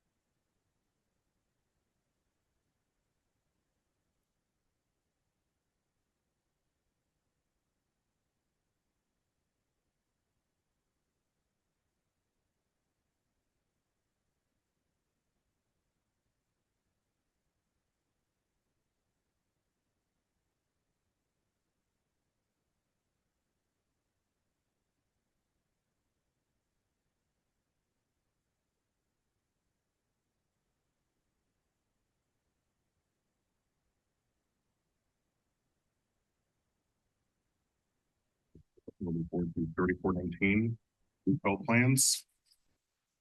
This again is updating of the current policy. This policy was also abbreviated as there are benefits policies by employee classification. And so as well as our employee handbook and our benefits guide. So trying to be as streamlined as possible. The board does approve changes to employee benefits as that is part of what is in our handbook, in our board policy. I will be bringing forward updates to those employee benefits policies by classification with the employee handbook updates this summer.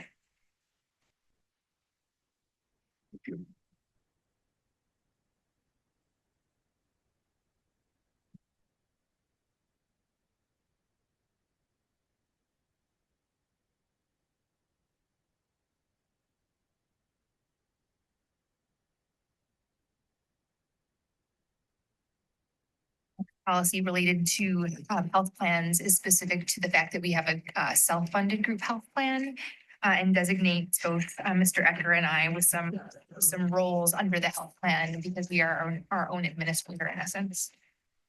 Thank you. Yep. That was 3419.01.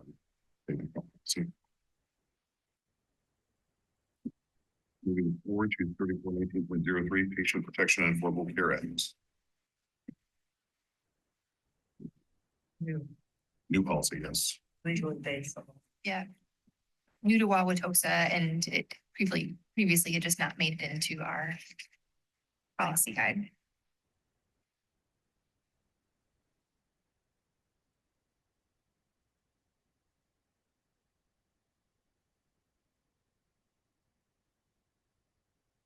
Forward to 3425 benefits, which replaces current policy 3420.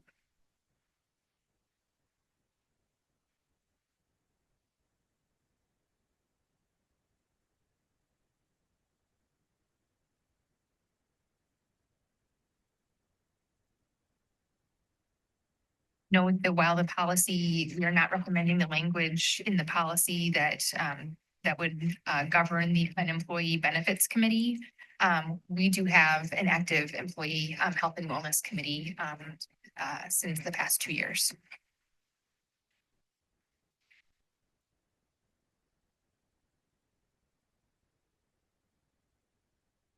Report at 3426, which is renumbered from 3170.01, Employee Assistance Program, the AP.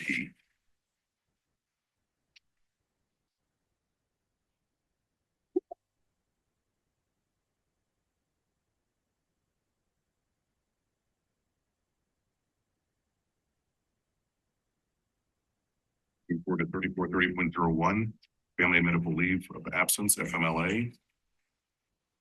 Just an updating of the current policy.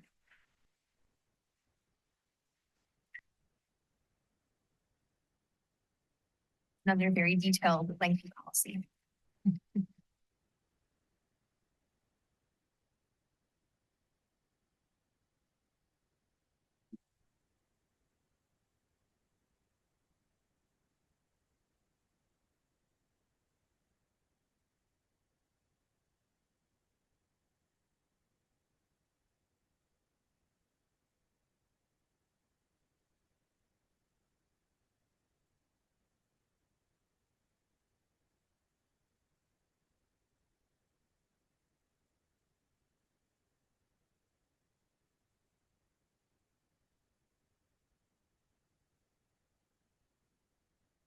3431, employee leaves. This is a new policy at Wauwatosa. Looks like Ms. Elizondo will be adding this information to the employee handbook. Yes.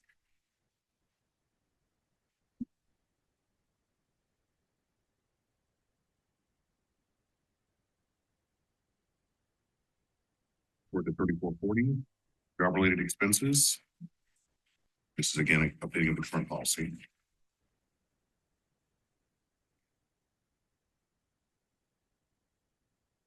These expenses have to be pre-approved.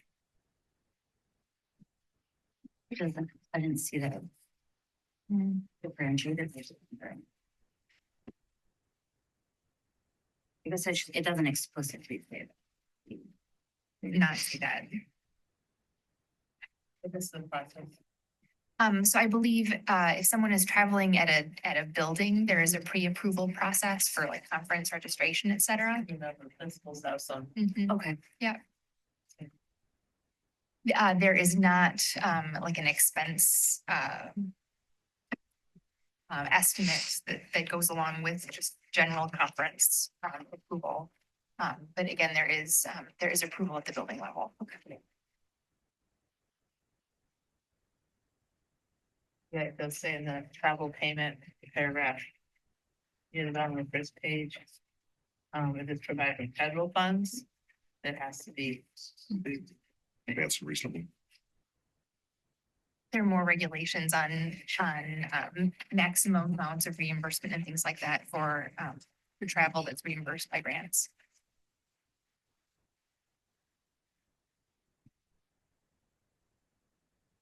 Report to a final one here, 3531, unauthorized work stoppage. Taking the current policy.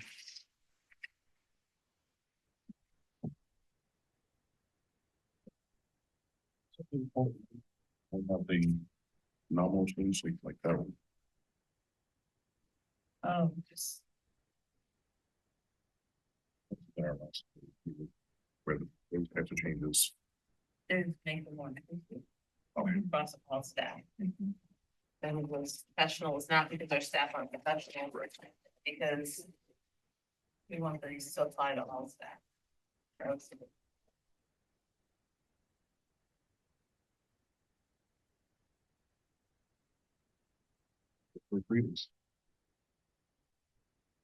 was official. Thank you. It's only nervous.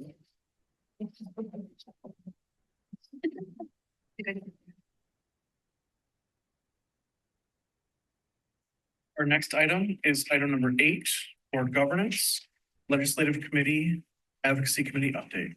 Dr. Hoyt. Okay. I have a couple of updates to give everybody to follow up on some of the things that we've already talked about. And then I handed out 2 new resolutions that I'm hoping we can take a look at today and get some of your feedback on. So the first thing I want to update on is the special education funding resolution that we passed January. Yes. So just so everybody knows, we did do something with that resolution. We didn't just tuck it away in a drawer somewhere.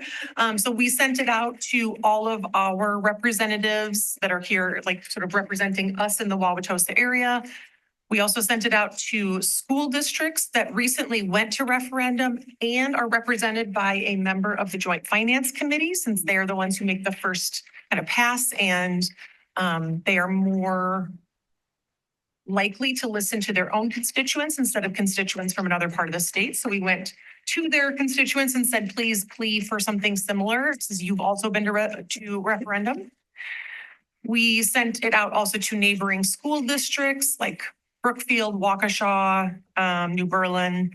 And we also sent it to a couple of different public school advocacy groups that already exist, including SWSA and WPEN.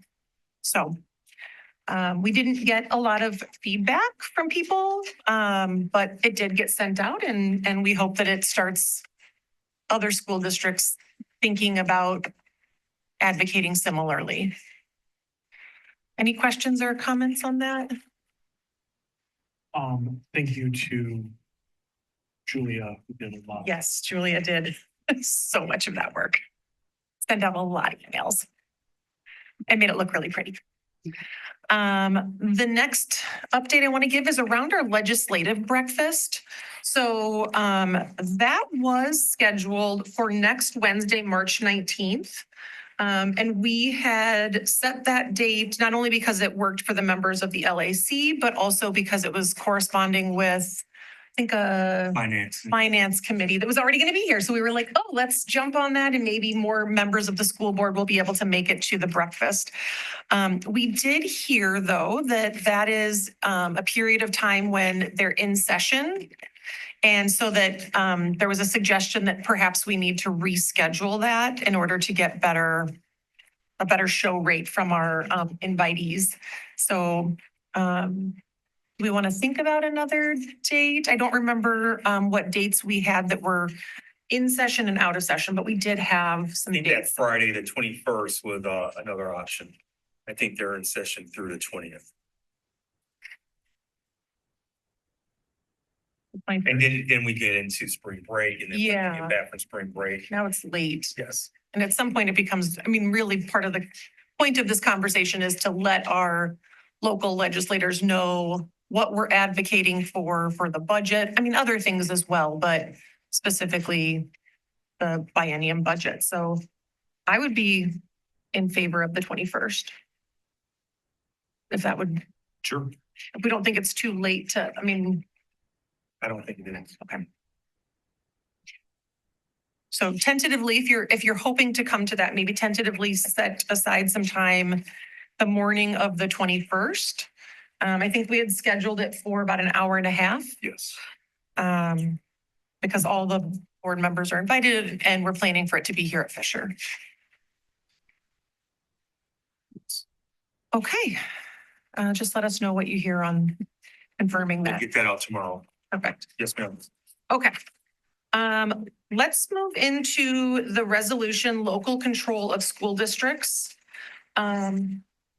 This was not linked on board docs. I don't know if there's a way to. Actually, it is. Oh, it is? If Okay. you go under the Legislative Advocacy true. Committee meeting, if you go to that meeting, that was posted, I think it was last week. We did that. These two policies or proposed draft resolutions are there. Yes, that would have been March 5th. So if anybody's watching online and they want to look, that would be yes, they were attached to that LAC meeting, March 5th.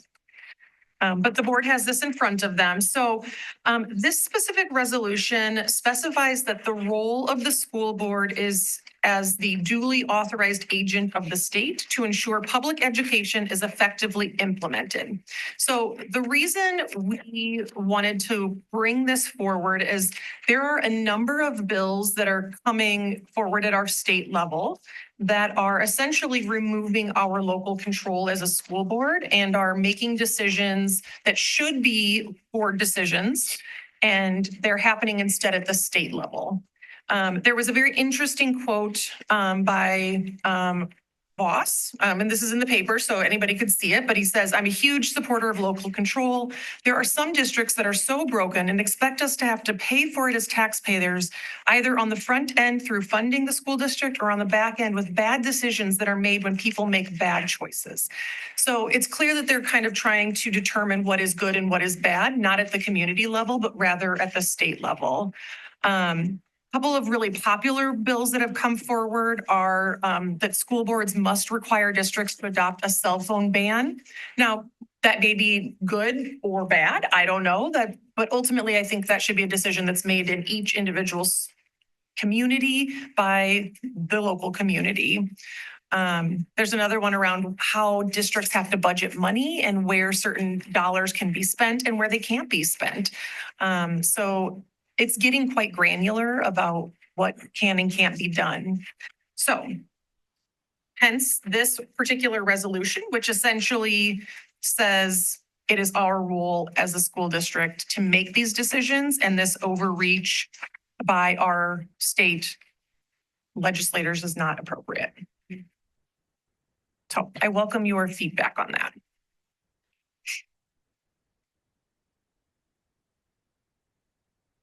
Basically, we're saying,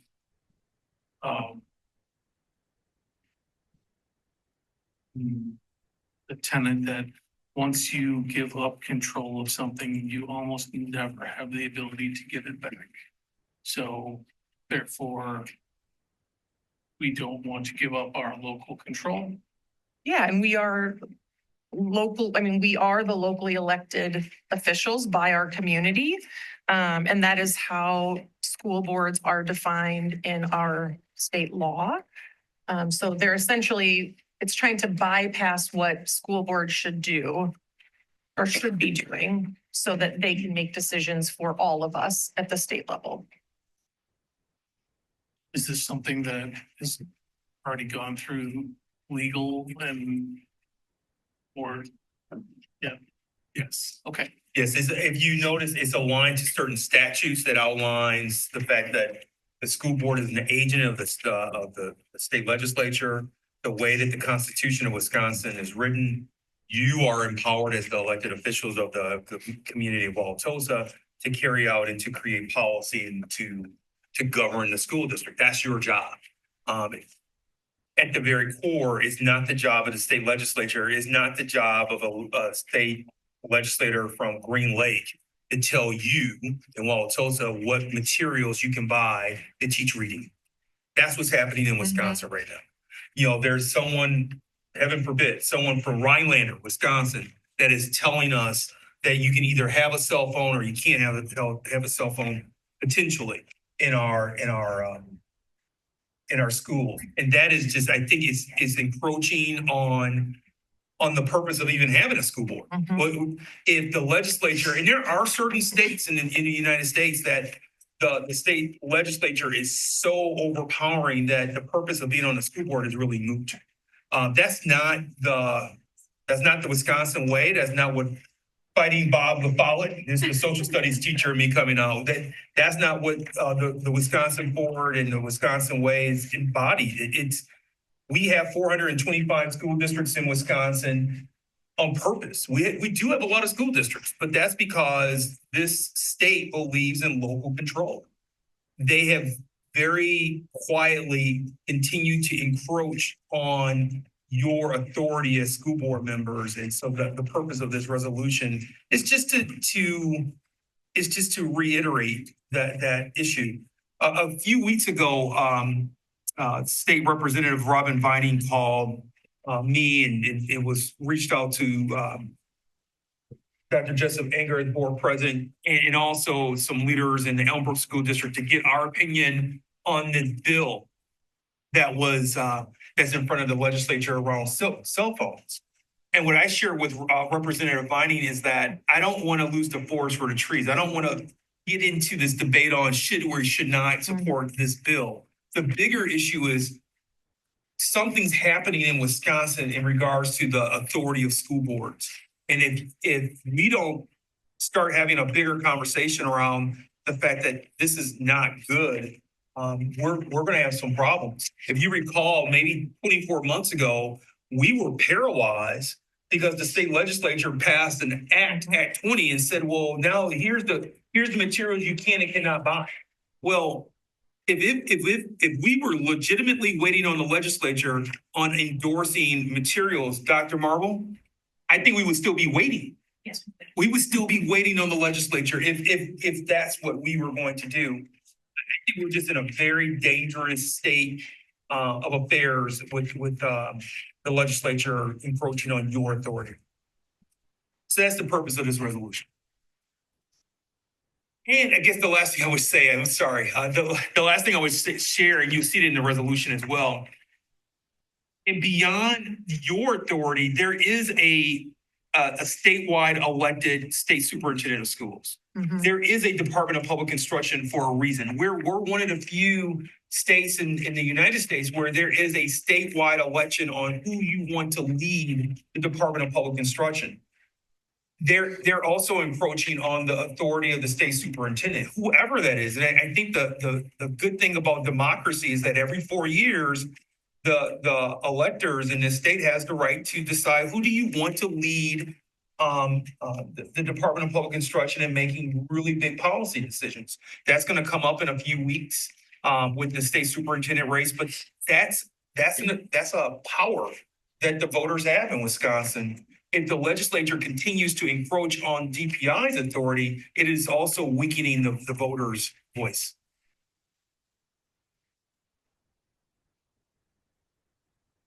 Okay, well, you will see that again, when we 14th of April. we will work on finalizing it at that point and getting signatures so we can distribute it. Okay, the final thing I want to share is the Safe Schools Resolution. A lot of this wording is going to look really familiar because we talked about this as a board. I'm not good with dates. In January, when we had some discussion around executive orders. February 10th. Thank you. And so this resolution is really in alignment with that conversation as well as our current policy and practice as a district. This one has not been reviewed fully by our legal team and we want to make sure that were to happen before we make any kind of movement forward. But we did want to bring this to your attention that this is something we're also considering just to formalize our process as a school district. All we would point out, and I'll let Mr. Opinion say anything if he's so inclined, but much of this language is in alignment with our practices. It reaffirms it.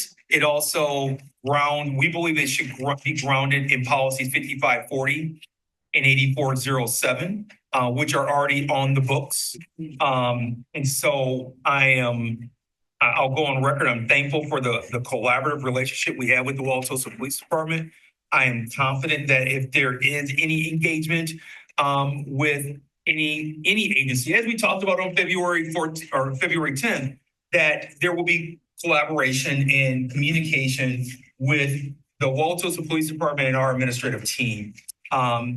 You'll note in this draft resolution that it also references that you should direct Mr. Pinion and I to take a look at our bullying policy. We're finding across the country that there are children who are children of color, children who may come from different countries. They're being bullied in our schools. And so we want to lift that up and make sure that we're paying attention to it.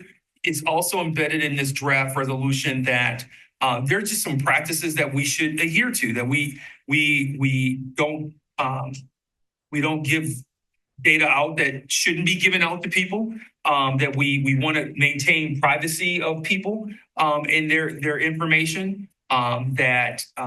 Again, we work with our local law enforcement when there is an agency. If you remember, on February 10th, I made the example of working with the Wisconsin DNR. It doesn't matter what the agency is. We believe that we have such a good working relationship with our local authorities that 5540 and 8407 would coincide with the enforcement of this draft resolution. But again, we're working on getting some final legal counsel. But Mr. Pinion? Sure, just two other points that well covered. One, our Director of School Safety, Mrs. Laura Geisler, has been collaborating in discussions with the Wauwatosa Police Department around this concept, just so we are aligned. And two, we already have a working draft of just kind of case-by-case process, should we have to enact the policies that are referenced here.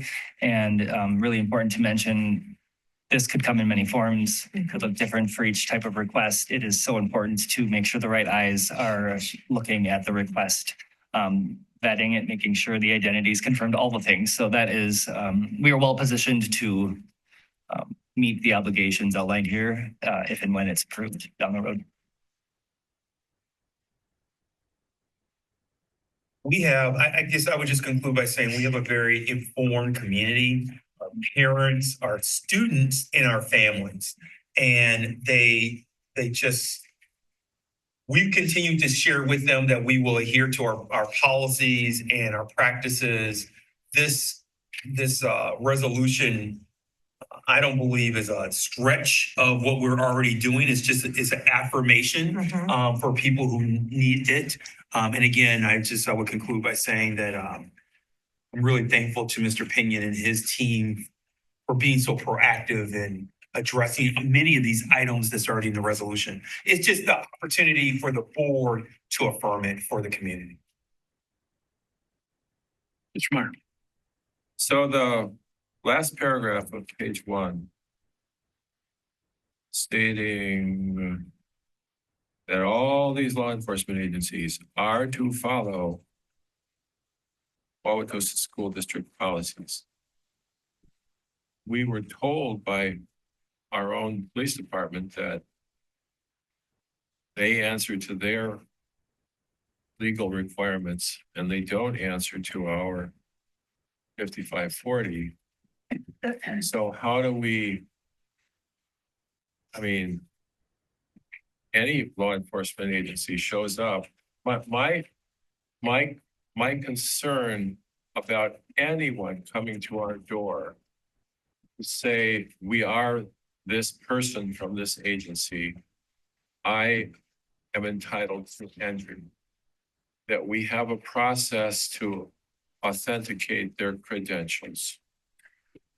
And in that case, my own layperson belief was that our own SROs would be the best people to know whether somebody coming to our door saying we're a federal or state law enforcement agency or a law enforcement officer from another municipality, how do we authenticate those credentials? That I think we need guidance, because we wouldn't want somebody who's impersonating law enforcement to get in, but we also wouldn't want to have our employees lay in their pathway to try to obstruct them if they have a legal duty to come in. So that I think we need some help on, but I don't think we can tell them, you know, our internal policies don't override their court authorization to do something, for example. So I think that's a problem here, that if it implies that somehow our district policies override their authority to do what they have authority to do if acting lawfully. And if someone isn't acting lawfully, ultimately that is an issue for the courts. Perhaps so. That would be my disagreement here with that. Do we need a lot of this? And And it also doesn't do what I think we do need is to provide clear guidance on how to authenticate somebody's representations to us about who they are. So, and now I see Mr. Pinion has his hands up. I'll let him go first. I was just going to echo, I can understand the concern, especially after all the time and hours spent working with the MOU and with the police department. I will look forward to legal's kind of review and recommendation around that item specifically. At a minimum, the policy 5540 does exactly what we discussed on February 10th, which is if, for example, an ICE agent, an Immigration Enforcement Office agent wanted to engage one of our students, the process starts within 5540. And so actually is the reference of 5540 is not meant to be an impediment to an ICE agent or to any other law enforcement. It's just to simply say that is the process. The process is to engage our SROs to then see if you're going to access or if you need to access a student. So that's all this is referencing. It is not laid out to be an impediment. This board has spent a significant amount of time discussing the language around 5540. I think full disclosure, there's some school board members who are uncomfortable with the current language of 5540. That's also been stated. But as the language currently reads, I believe it allows for Ms. Geisler and in the Wauwatosa Police Department to have the appropriate collaboration to determine if and when that access is provided. But I'm not sure my point is being taken. If any law enforcement agency that's superior in our governmental scheme to us, if their own internal rules say follow local practices administratively to gain entry. Well, those are their rules and they have to follow them. But how I heard it was if law enforcement has a duty to come in, they're going to come in and they're not going to have to read 5540 first. They, as a courtesy to us, I suppose they could. We're out of my league here about knowing what's okay and what's not. I think we're believing we have some kind of authority here we don't have. Maybe, Mr. Mayor, I'm not expressing myself clearly. If my understanding of how 5540 currently works, if the Wauwatosa Police Department determines that a law enforcement agency will have access to a student, then they still have to communicate that through 5540.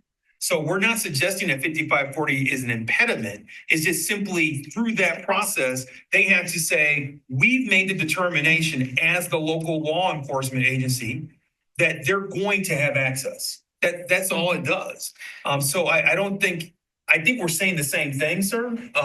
No, our local police department has agreed to that memorandum of understanding as a working relationship with us. They did not have to agree to that. They had to agree to that in order to provide have some kind of arrangement with us for SRO services. But if we had no memorandum of understanding, their legal authority to come in is what it is. I don't know what that is. But that our 5540 doesn't bind federal or state law enforcement agencies. I think we're saying, I agree with you. However, what 5540 states is that if the Wauwatosa Police Department determines that an agency is going to have access, they simply have to notify us through that policy that they're going to give them access. It's just it's a courtesy. So 5540 indicates that there will be a courtesy notification to the district that they're going to provide access to a student, regardless if we believe that should happen or not. But I'm not sure that our local police department has authority to give a federal law enforcement officer access or not. There's so many things here we just don't know. I don't think this changes anything. We're calling out specifically immigration because it is a our undocumented families are scared. Our children are scared. There are issues around absences. This doesn't really change anything that's already in our policy. And we've gone around and around 5540, and we've had it looked at and reviewed by our local police. We've had it looked at by our team, our legal team. I don't think this changes anything except we're saying it in a different way or calling out a subpopulation. But that policy, I feel like we've exhausted that policy with conversation so many times. Oh, no, we didn't. We did not have federal law enforcement officers sitting in front of us. But it wouldn't really matter whether it's a federal law enforcement or it's the Greenfield Police Department. Well, we'll find out, I guess. Yes, I guess I'd like to state, I do believe there's probably a better landing spot for the language, and I think we will find it that meets the intention. I also agree we cannot force or control other agencies. They have laws and things they're following. I can guarantee that a process will be enacted and we will have the time because any agency isn't going to know where to go in our buildings to find said student. So it will give us time to consider it thoughtfully and execute a process. And I also want to just emphasize that what I heard when we had our local police here is that they are going to follow the law. And they're going to make their determination on what they believe, whatever agency or officer needs to have access, they're going to follow the law. They're not going to be impeded by our policy. That's what I've heard them state. And I respect that and honor it. And that's all this policy states. All we're suggesting, as Mr. Pinion and Dr. Hoyt has stated, there's a process in which we're going to be informed that the Wauwatosa Police Department is going to make that determination. That's all 5540 does at this time. And really the hope in this, if we were to pass this resolution, the hope is to reassure our students that when you're in school, you're here to be educated. Yes. And we want our students to be here and to feel safe and to feel like they're going to get a really solid education. And whatever is happening out in the world, we hope it's not going to ultimately negatively impact our school environment. Thank you, Dr. Hoyt. I'll just add one thing. It's very short. In the policy, it says school officials shall assist and cooperate in investigations as requested by law enforcement and consistent with district responsibility to maintain the confidentiality of student records under state and federal law. So it's in our policy. Yes. Pretty clearly, I think, but We'll have legal look at it again. but I just, If It's a draft. I mean, given that ICE is the only agency that's called out here, perhaps we should contact them and ask to meet with them and come to some understanding for communication purposes about how this would be done if they decide it has to be done, so that we've already established communication links with them. So they know who to call here to say, I don't know that they would do that, but I don't know how they're going to do their jobs. I don't know what their jobs are and what their constraints and duties are. So, but I would think that we could contact ICE we're talking about ICE here, so let's. I want to be very clear to our community that might be listening. We are not going to be contacting ICE. That is not something we're going to be doing. That would terrify our families, Mike. Please don't make suggestions like that without being thoughtful to the people who are listening, who are going to be absolutely terrified that a board member just sat in here and said, let's call ICE. Well, we're trying to dictate to them how they should do their We're job. trying to dictate to our own community and our own district what we should be doing. Well, We're not sending this, we're not mailing this to ICE. If you're so worried about them, then how about a I'm communication? worried about our students. I'm not worried about ICE. I'm worried about our students. We're worried about the unintended consequences, Mr. Meyer, of educational goals not being met for a group of students right now. We didn't ask for this to be something that we had to call out, but we aren't making new policy here. If you look at 5540, it's all in there. It's not new policy, No. but it is there is a level of concern that is hurting education, which is our first priority as a school board, is to figure out how to make sure all of our students are welcomed and coming to school. So my understanding from this point, this will be back at the Legislative Advocacy Committee meeting. Legal will be reviewing this well in advance of it returning back to the board. Folks are certainly welcome to join the next Legislative Advocacy Committee meeting. And we'll keep making sure that this is as tight as possible. Thank you, everyone, for your comments. My understanding, we're not having executive committee session tonight. Okay. It is 9:26 p.m. May I ask, do we need a motion to table the item for the closed session? I don't know. No. Oh. It is 9:26 p.m. May I have a motion to adjourn? I move to adjourn. Second. Ms. Summers? Mr. Morris, Yes. Dr. Hoyt, Yes. Mr. Wadier, Yes. Dr. Worley, Yes. Ms. Heimer Roland, Yes. Mr. Meyer, Yes. Dr. Jessup Banger. Yep. We are adjourned. Have a great spring.